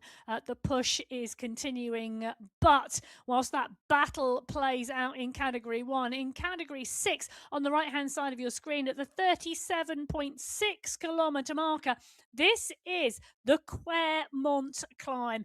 And Efren Mamba off the front of the group at the moment. Ashley Owen leading the group behind. It's just 5 seconds at the moment. It's a big group chasing behind, and the polka dot skin suit is in that chase group. Daniel Dotto, one of the riders we were watching right at the front of the show in the mix. Maxime Fabre, the rider in the polka dot skin suit, now coming to the front of the chasing group, but Mamba 6 seconds up the road in Category 6.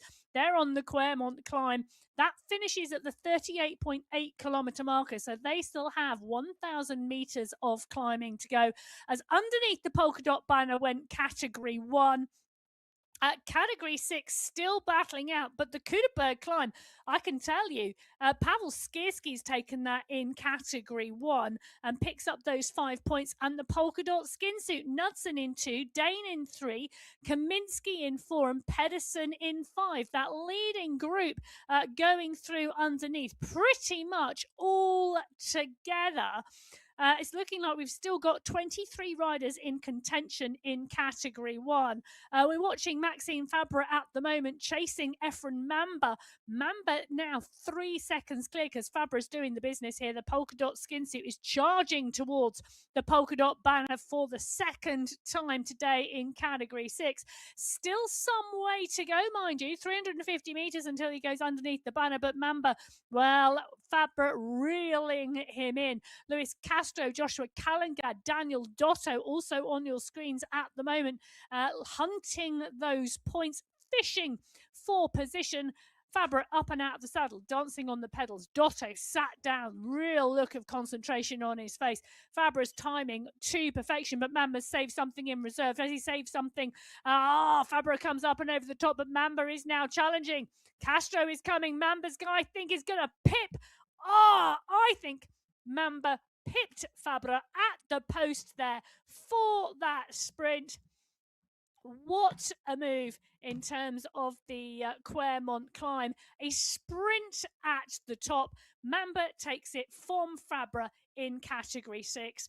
We'll drop back into the Kuterberg climb, and we saw Pavel Skierski come through and take the top spot in Category 1. Notes led through Category 2, Havo Category 3, Ponzi Category 4, Cirillo Category 5, and Fabre Category 6.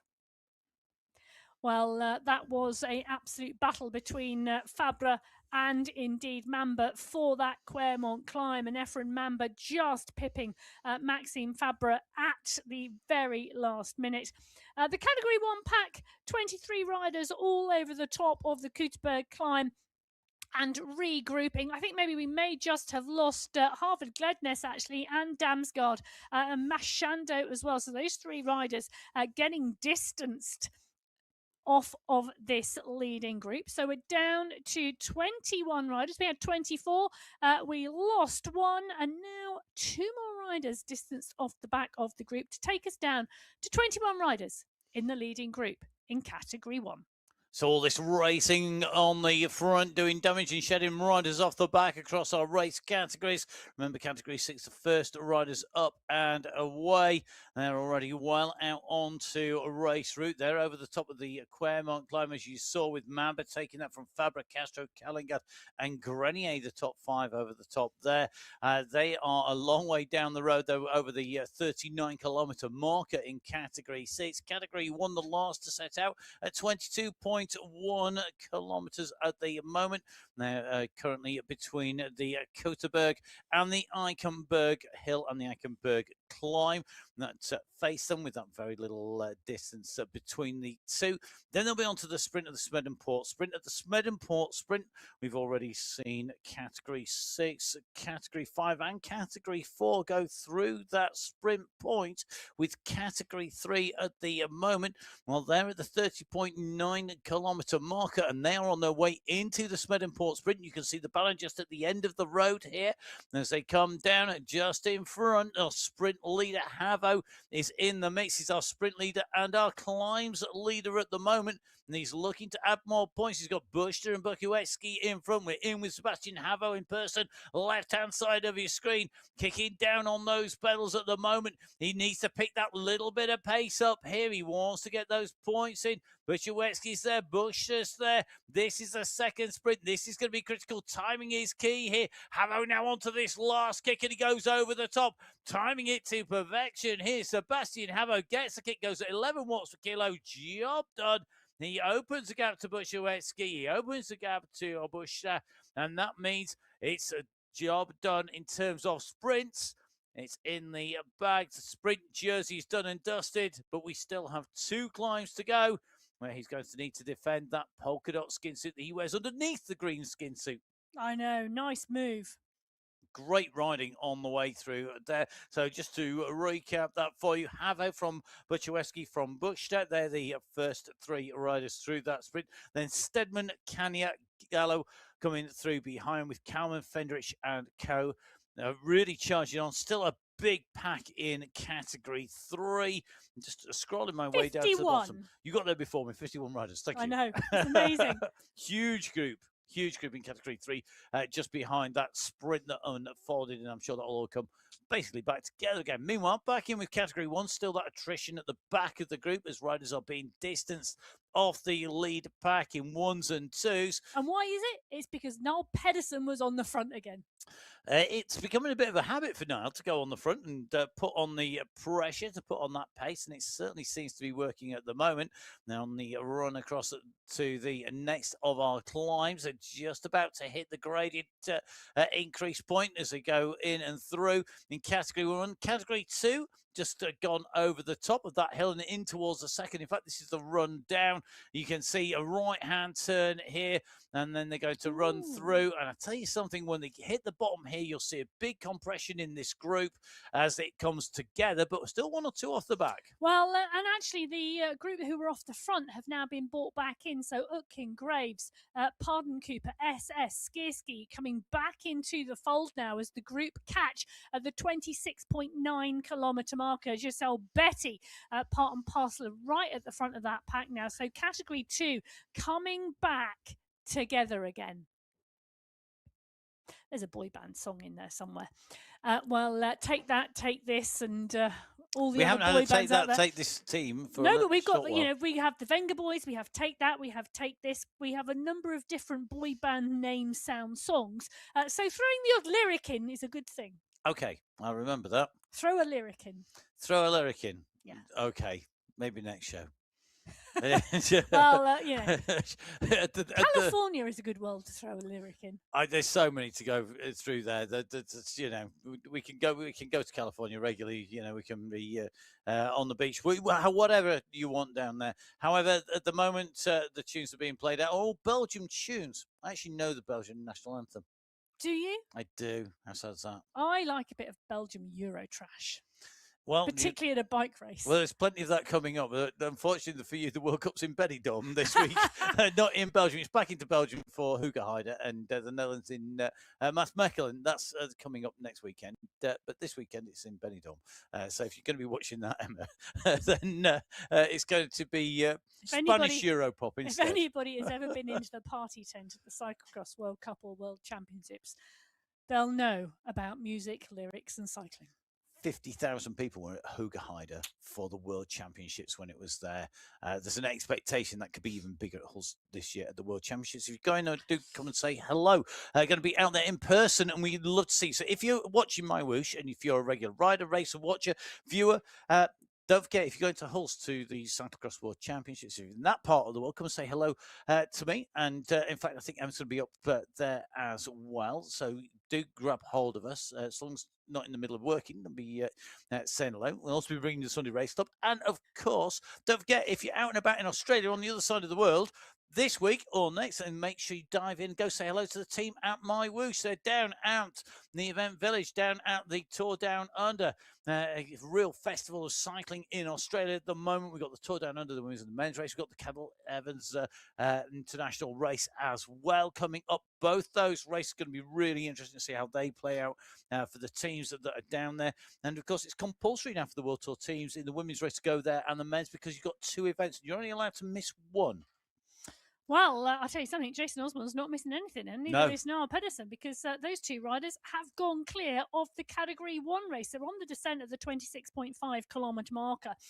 They are about to come into the next set of climbs, but these two riders have 7 seconds on the chase behind, and funnily enough, the rider on the front was Michael Knudsen, just slowing the pace down a little. Well, he's not going to want it to go back to Jason Osborne, and I think he'll feel pretty secure in the fact that Osborne could distance Pedersen if he needed to on the way through. They've just gone over the first of the two Eichenberg ascents, and they're on to the second one now. They've done that roll through, and they're just going to make their way on to the climb back up once again. They're chasing all the rest of the riders out on race route at the moment, making their way out and through, and you can just see the pressure on. Yeah, because Osborne's just gone, okay, recovery done, Pedersen. Come on, let's go. Jump on the wheel if you're coming, because I'm off. The base of the climb is where they are at the 27.5 kilometre marker, and Osborne now starting to push on Pedersen on the wheel. You can see the pack behind. It's just 6-7 seconds at the moment. Further up the climb, the Category 2 packer at the 28.9 kilometre marker. These are the transition climbs between the Kutenberg climb and the Spendenport sprint. It's the Eichenbergs. If anybody remembers, one of the different Belgium courses is Eichenberg Hill and Eichenberg Climb, the two that come in very quick succession. And I'm really interested to see how this plays out in terms of favorite. To date, I still prefer the old Belgian course to the new Belgian course. I think it was an absolute classic. I think it was very difficult to actually beat how good it was. Yeah, I agree. It might have been shorter. Personally, don't care about that. It produced great racing. It was a fantastic, real battle. But this longer version, in some ways even tougher still, makes it more attritional, but maybe less explosive. We will have to see. But in with Category 3, in with Mohammed Al-Kais, George King, Jan Yazbek, along with Rasmus Hammer, the very front of the Category 3 race. They've broken this group really apart here. They're at 36.7k. They're on to the ascent. They've done about 100 meters, in fact, of the ascent of the Claremont climb on one of our real regular climbs, an average gradient of 4.3%, but don't be fooled by that because it is much steeper for the majority of the way. There's a step part way up which reduces the average gradient down. Top of that Claremont climb, already having been ascended and surpassed by Category 6. It was Mamba from Fabra, Castro, Calangard and Grenier over the top in Category 6. In Category 5, it was, I'm going to tell you, it was Berlin, Matilda, Theme, and Grimsel. Well, at the 30 and a half, can I say that?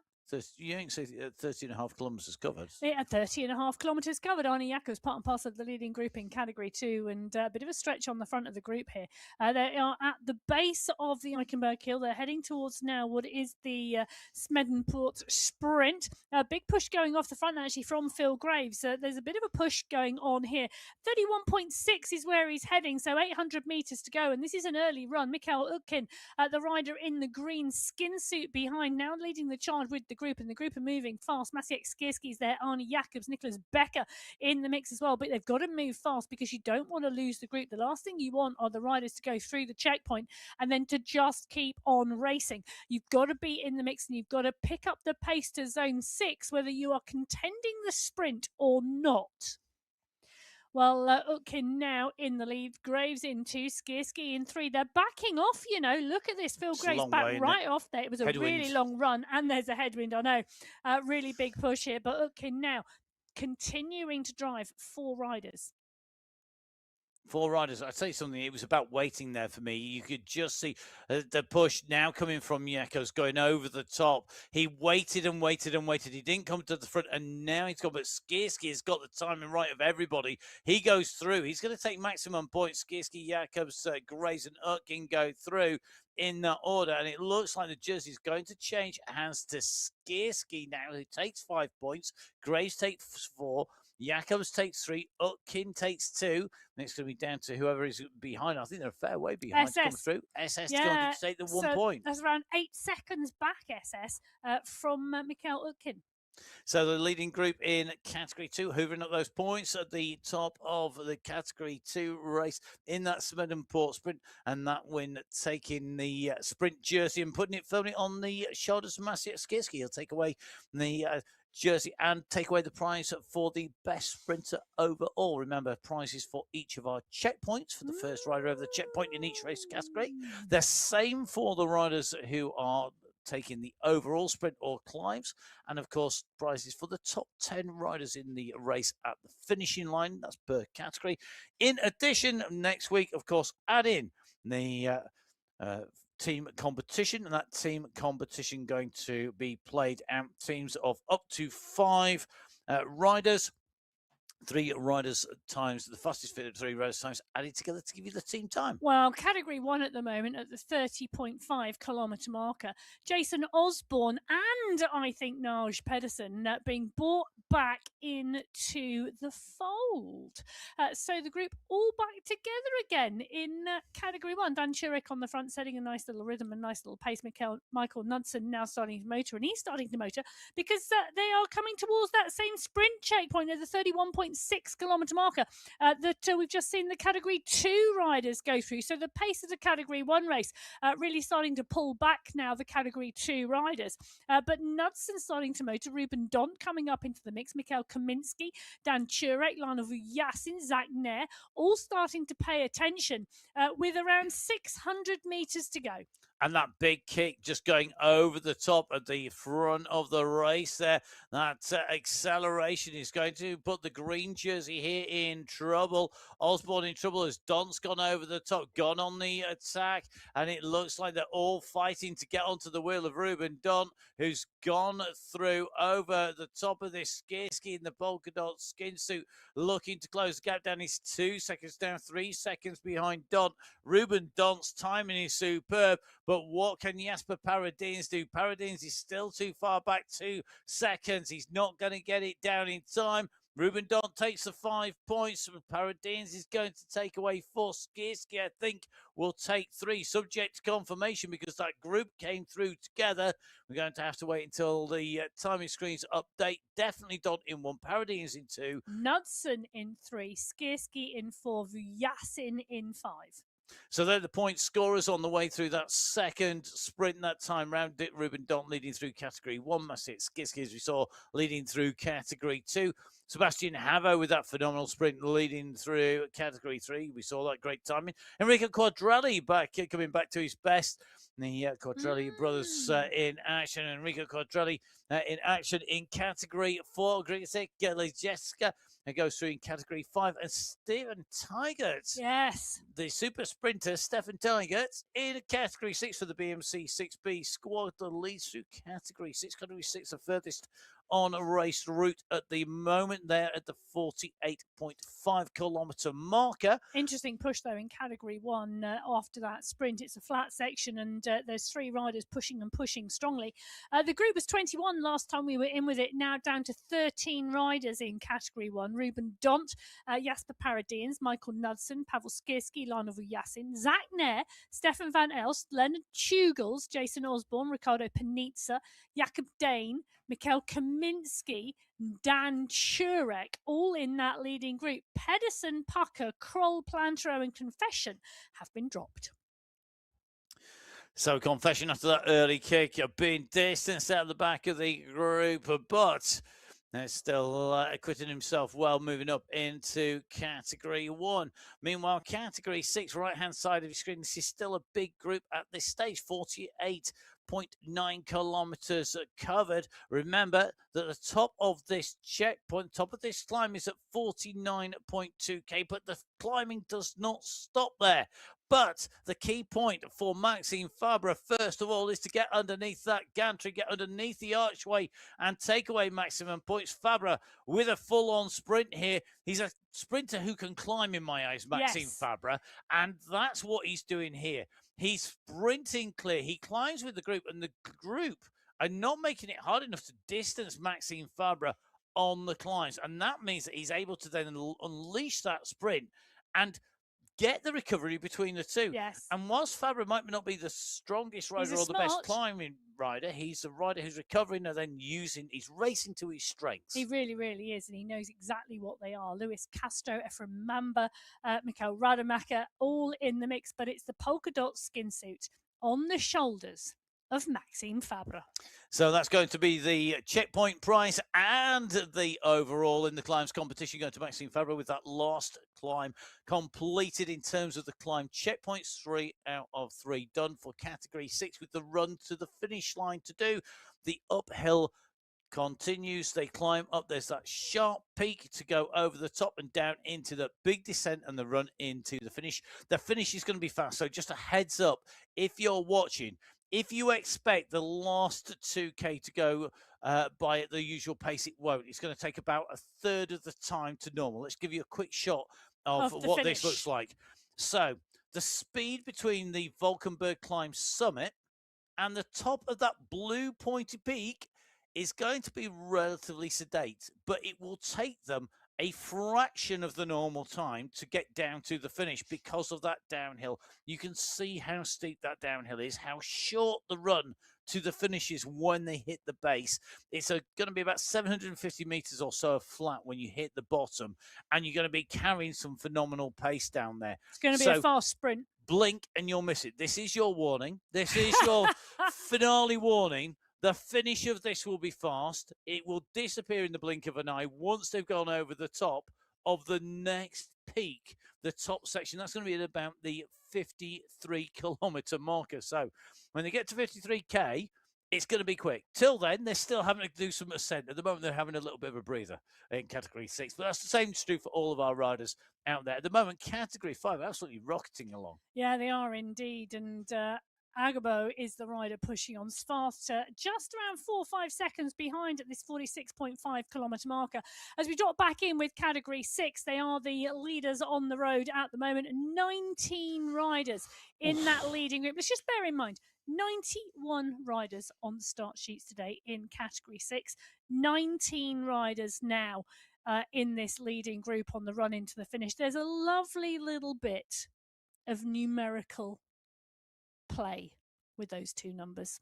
Whilst you're thinking about the numerical interplay there, I am thinking more about the fact that with 19 riders, the climbers have missed a trick somewhere along the line here, that they've brought big sprinters like Fabre to within sight of the finish pretty much. And they need to use the last bit of climbing to get rid of them or they're going to be in trouble. And no climber on a course that's got 436 meters of climb, that's got basically what is 7 climb sections, 3 climb checkpoints, have not yet distanced the sprinters. That is not good news on a downhill run to the finish. Fabra for me is probably sitting there now trying to work out how exactly he wins from a group of 19.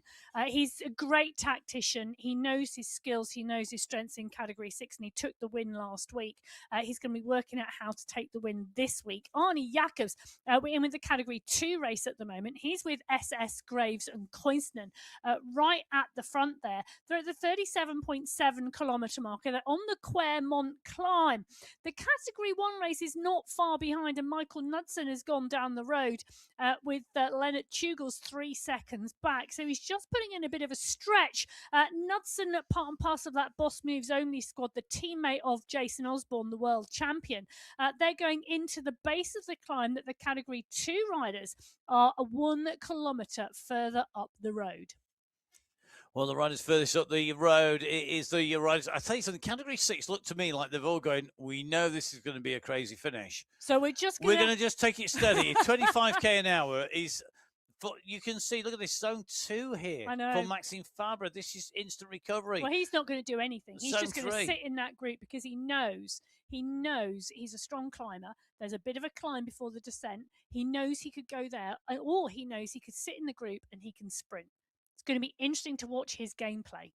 I think I'll be let the climbers burn their legs on the up and then go on the down. And I go in the first part of the down, rest, then try and break it over the top, push over the top, break it into the down, put people under pressure, and then see where you are at. But if you've got that gap, really try and make it count. If there's a big group behind, though, can you imagine the speed that's going to be coming off there as a group? Yeah. One set of riders who aren't in that position, SS Arnie Jacobs and Phil Graves at the moment, are really starting to ratchet open the gap that they've got on everybody else. SS at the moment, with Jacobs and Graves behind, is looking to take away the climb points here, going over the top. We're going to see them go up and over here, and SS taking those points. Huge gap behind SS Jacobs and Graves. They've broken away, and they opened up the gap on the running. The thing we've got to remember, from the Smedenport sprint to Quermont climb itself, to the climb segment, there's enough uphill to start breaking this group apart, and that's what's happened here in Category 2.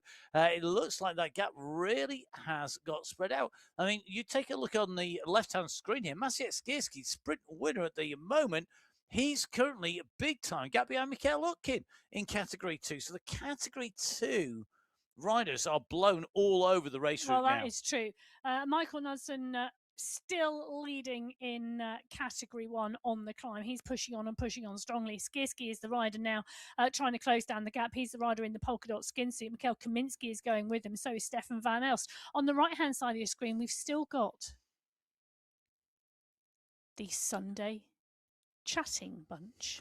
It is, but we're going to go hit this climb. Here we go. This is the last uphill section. Now the kick goes, and look at this. All of a sudden, the pace has gone up here. Fabra's sitting at the back of that pack. They're working their way up over the top there as we see Category 1 here, who are rocketing their way in towards the top. So both of these groups together, fantastic to see both at once here. You can see Category 1 and Category 6 in action. Category 6, this is decisive for our race finish. And you can see Fabre very aware here, because the gaps could open up going over the top. They're over, and they're going to go into the descent, and this is picking up speed. A Category 1 are breaking a little bit with the Quermont climb, but look at this. This is the run downhill. They've gone over the top. The pack has not completely split, but two riders are just opening a gap on the front here, and there's a frantic scramble behind. They need to be smart here about where you use your energy. The momentum that you drive through here will take you down that hill. However, well, Grenier and Janowski are the riders clear at the front, but it's just 1 second because Petter, Stanev, Fabre paying close attention. So is Daniel Dotto. None of these riders you can discount at all at the moment. And when you come down, we have an almost 90-degree left-hand turn before we run to the finish. So we come right the way down the hill, and it's a 90 left, and then we go to the finish. It makes spotting the finish very difficult on the run in to that finish. Grenier, Janowski, Fabre, Stanev. The rest of that group, though, are going to have momentum over Grenier. Grenier's going to have to watch out here. He doesn't get swamped as they come off the downhill onto the flat. This is just going to be a big sprint, and this is where I'm quite glad I called the women's race, not the men's race at this point. Sorry, Emma. It's absolutely fine It's by going to me. be absolutely flat out here as we run down. Remember, the finishing line is at 55k. We have 650 meters to go to that line. We've got a huge bunch of riders in here.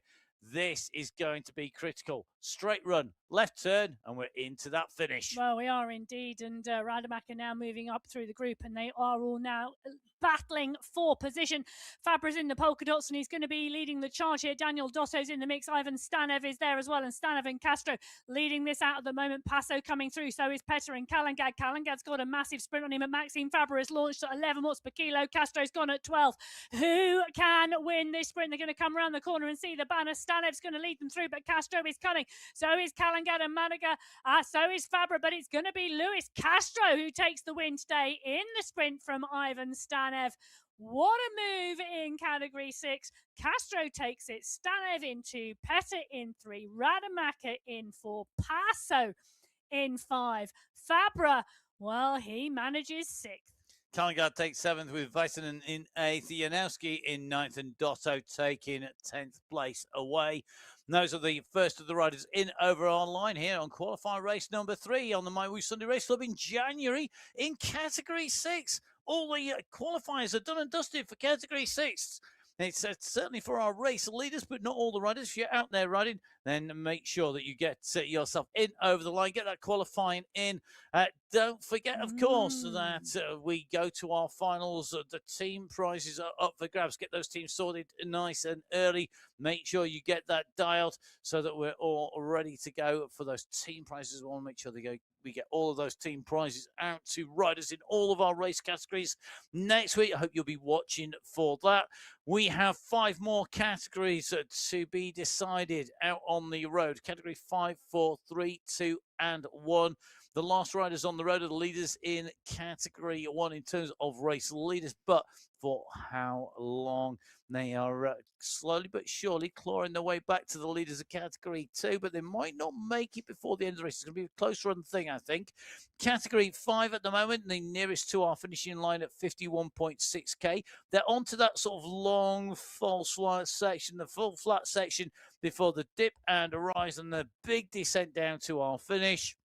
Another big group, even bigger group. Evansford still in this pack. So the man who took victory last week could well repeat this. So far, the prediction is running true for me today in that he's managed to stay in that group. And the group is still, I think everybody's very tentative about racing this Belgian. I know it'll feel absolutely flat out, and it absolutely hurts. And I wouldn't dare claim that I could do any better than the very last rider on the road.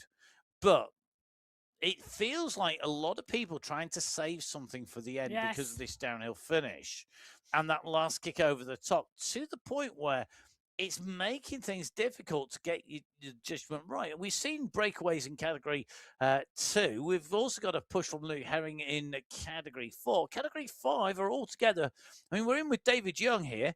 Young's going to be interesting to watch as we come down into this finish. You know, he's got so much experience riding on cycling esports. Sprint as well. Yeah, and just getting the timing right is going to be key. Keeping cool, keeping calm, not going too soon, not going too late. I'll tell you something, I'm looking at the names in this Category 5 pack, and David Young has got his work cut out for him. But so's everybody. Well, I know, that's what I was about to say. Daniel Thiem is in here, Laszlo is in here, Svart is in here. Young right on the front of the pack at the moment. Belakov's got a good turn of speed as well. So this is going to be a right battle, actually, in terms of who wins this Category 5 race. We've got the small climb, we've got the long descent, and then we've got that run into the finish line. And it is a big group of Category 5 riders still in contention. And the green skin suit is in there as well. And that shows you that Laszlo, the man who has sprinted to sprint wins at the moment, now potentially in the mix. This is the precursor, a little kick over the top. And this is where you've got to bury yourself. You can see the effort coming in from David Young from Ebonsford on the left-hand side of your screen. They're in person in the pain cave, right-hand side of your screen. Their avatars battling with riders from all around the globe to be in contention. This group has gone over the top together. We've not seen that same fracture that we saw in Category 6. And now this means that they're going in with less momentum over the top because they're not chasing like a bunch of lunatics. However, what they are doing now is they're sat there and they are all recovering. And the longer they recover, the better it is for those people who can sprint from cold, who can sprint off when they've had the best recovery. Some people go well from being on the edge. Some people go well from fresh. And at the moment, look at this. It's on its way down. Who wants to go from a fast sprint? Who's happy to go from a slower sprint? Big group. Interesting. Lasno at the front. Not where I want to be. I want to be at the back of this group. Well, I'll tell you someone who I did see in there, and that's Josh Lipka. Oof, he's in the group as well. Heck of a kick on him. Well, and he's also a great tactician. He's not going to put himself in a position where it doesn't stand the best chance of winning. So the Category 5 pack, well, they're rolling in towards the last kilometre to go. There they go. 1,000 metres of racing left in Category 5, and the pack is rolling strongly. Knudsen and Osborne, they two riders clear in Category 1 at the moment by around 10 seconds.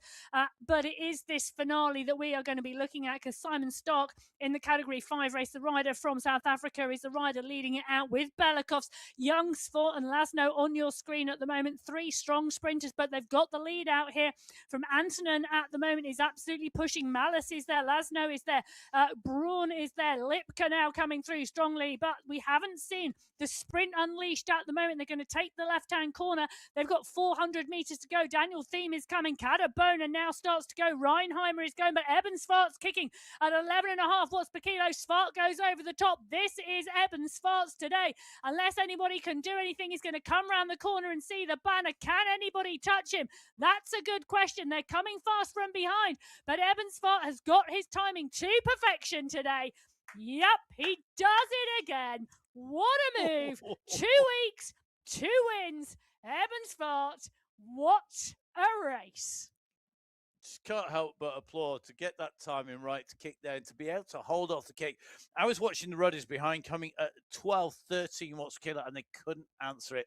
Then as we jump in, we're going to jump very quickly in with Category 4, just going over the top. Chicorza's still got a gap. He had 6 seconds. It's come down to 1 to Herring. Those two riders cleared by about 15 seconds on the climb. Sorry, indeed. I'm just going to give you the results of that Category 5 sprint. So Ebonsfart takes the win from Christos Lasno.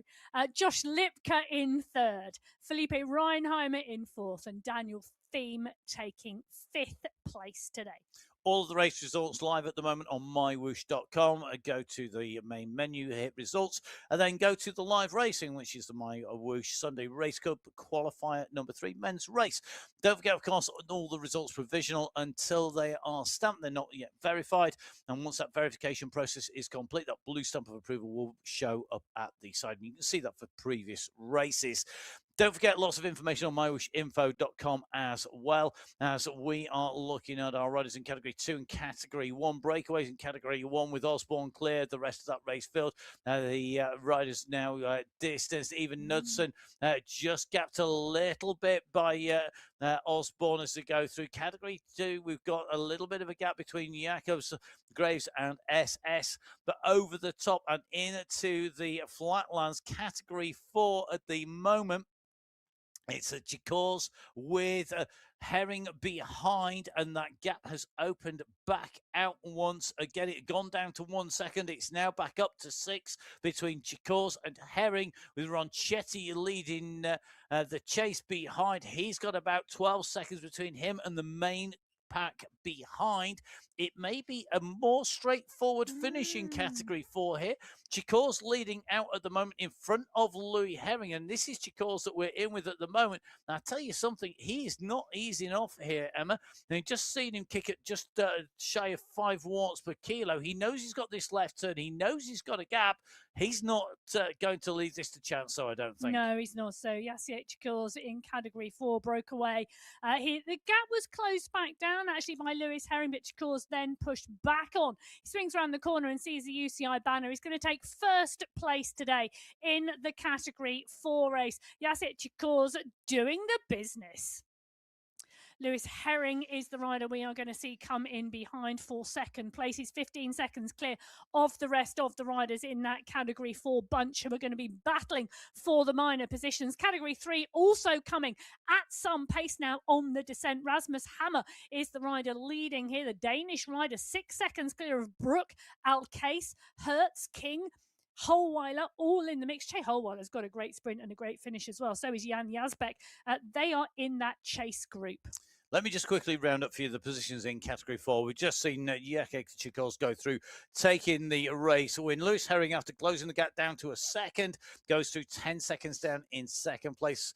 And then it is going to be Wilson coming through. I think it's Wilson Gaviria, if I remember correctly, going through in third place. Tamo Friedek in fourth, Jerry Pippinen in fifth place. A massive sprint for those positions behind, but they came in some 20 seconds down on race leader Chikors. That's a Category 4 race, and a slightly more straightforward run to the line. Herring taking away the polka dot skin suit as the winner of the climb. So Banach taking away the sprint jersey for the sprints. Category 3, they're on the way down. They're heading in towards that 90-degree left-hand turn. Jan Yazbek in this group, and it's still a huge group in here on their way in towards the finish. We're at the front of the race, though, with Hammer at the moment.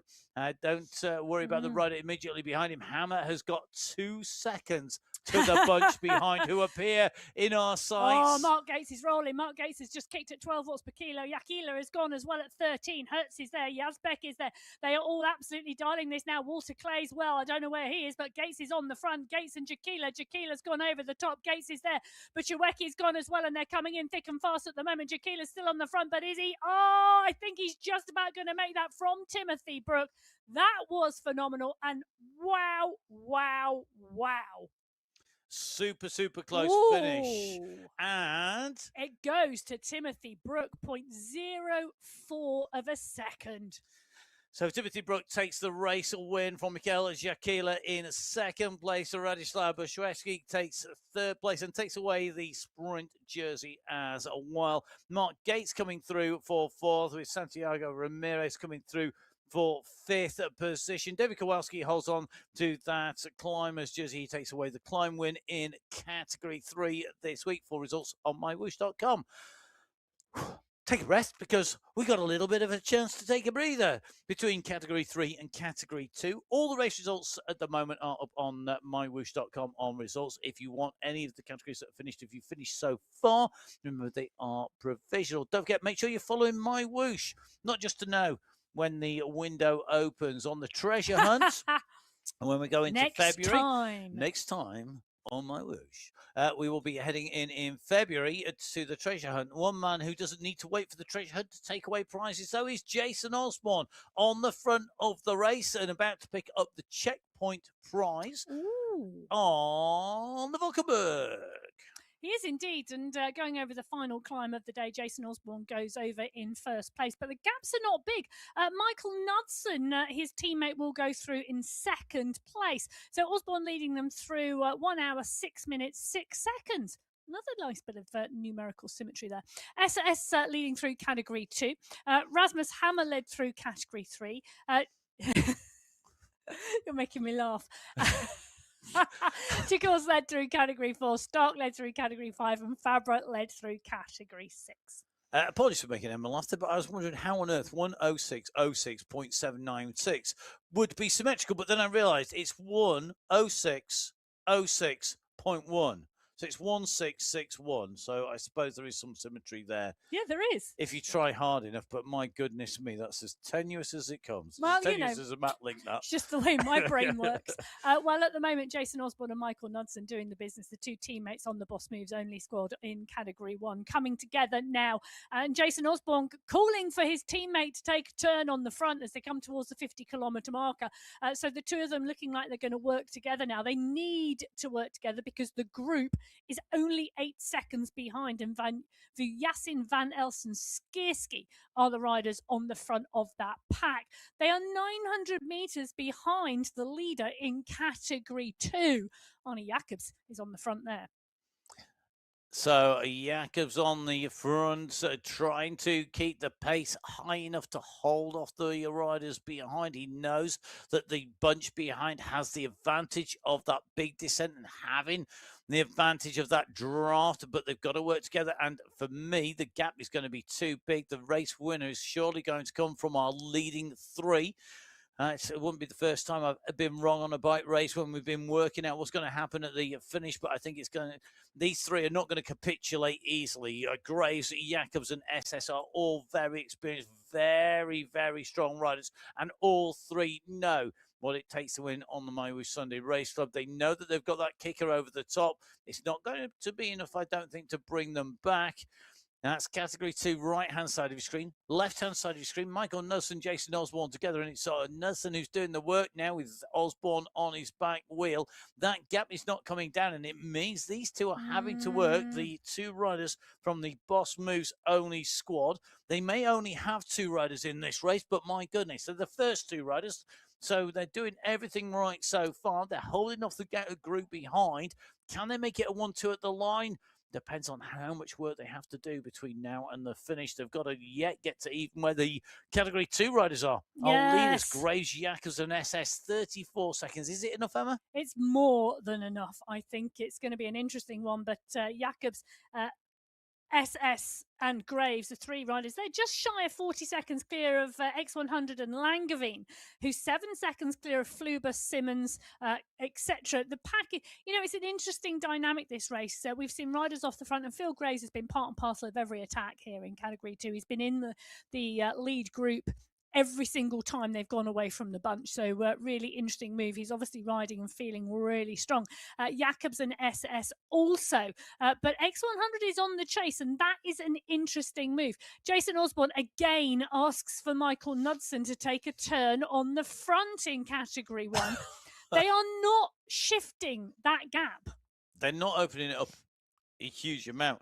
And whilst it might be definitively a yes on the front of Category 2 for our three riders to take that to the finish, and it's not necessarily defined yet in Category 1 with a big group behind that could close down. However, you've got the world champ in there. I think what's likely to happen is it's all about how much does Osborne rest before he goes clear of Knudsen. His teammate Knudsen having to work here. By the form book, it should be Osborne's, but you never ever know, because there's been a lot of hard training going on, a lot of hard racing. The Category 1 riders at the moment working their way up and through race route, heading towards our finish, but Category 2 leaders over the top of the final piece of ascent on today's puzzle. The pieces are in. They just got to find that last piece of the jigsaw, that thing that finishes the picture, and that's going to be taking the race win here today. Who's got that piece hidden away? Who's got it tucked up their sleeve to stop anybody else completing today's race route and taking the race win? Graves pushes on the way downhill. SS drops to the back. Jacobs is sandwiched in between. He's jamming the sandwich at the moment. What can he do about this? Can he keep in touch? All three rolling down this hillside. You've got to stay attentive. That gap behind 20 seconds or so, but remember that's a lifetime gap. As over the top goes Mr. X100 and Yanyaniki. Now I think it's going to hold it around about 29 seconds on the descent, and that is surely too much now.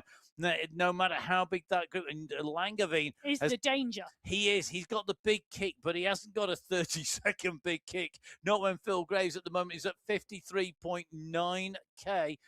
On his way down here. It's still a substantial distance. He's still got a kilometre to go as he hits 54 kilometres.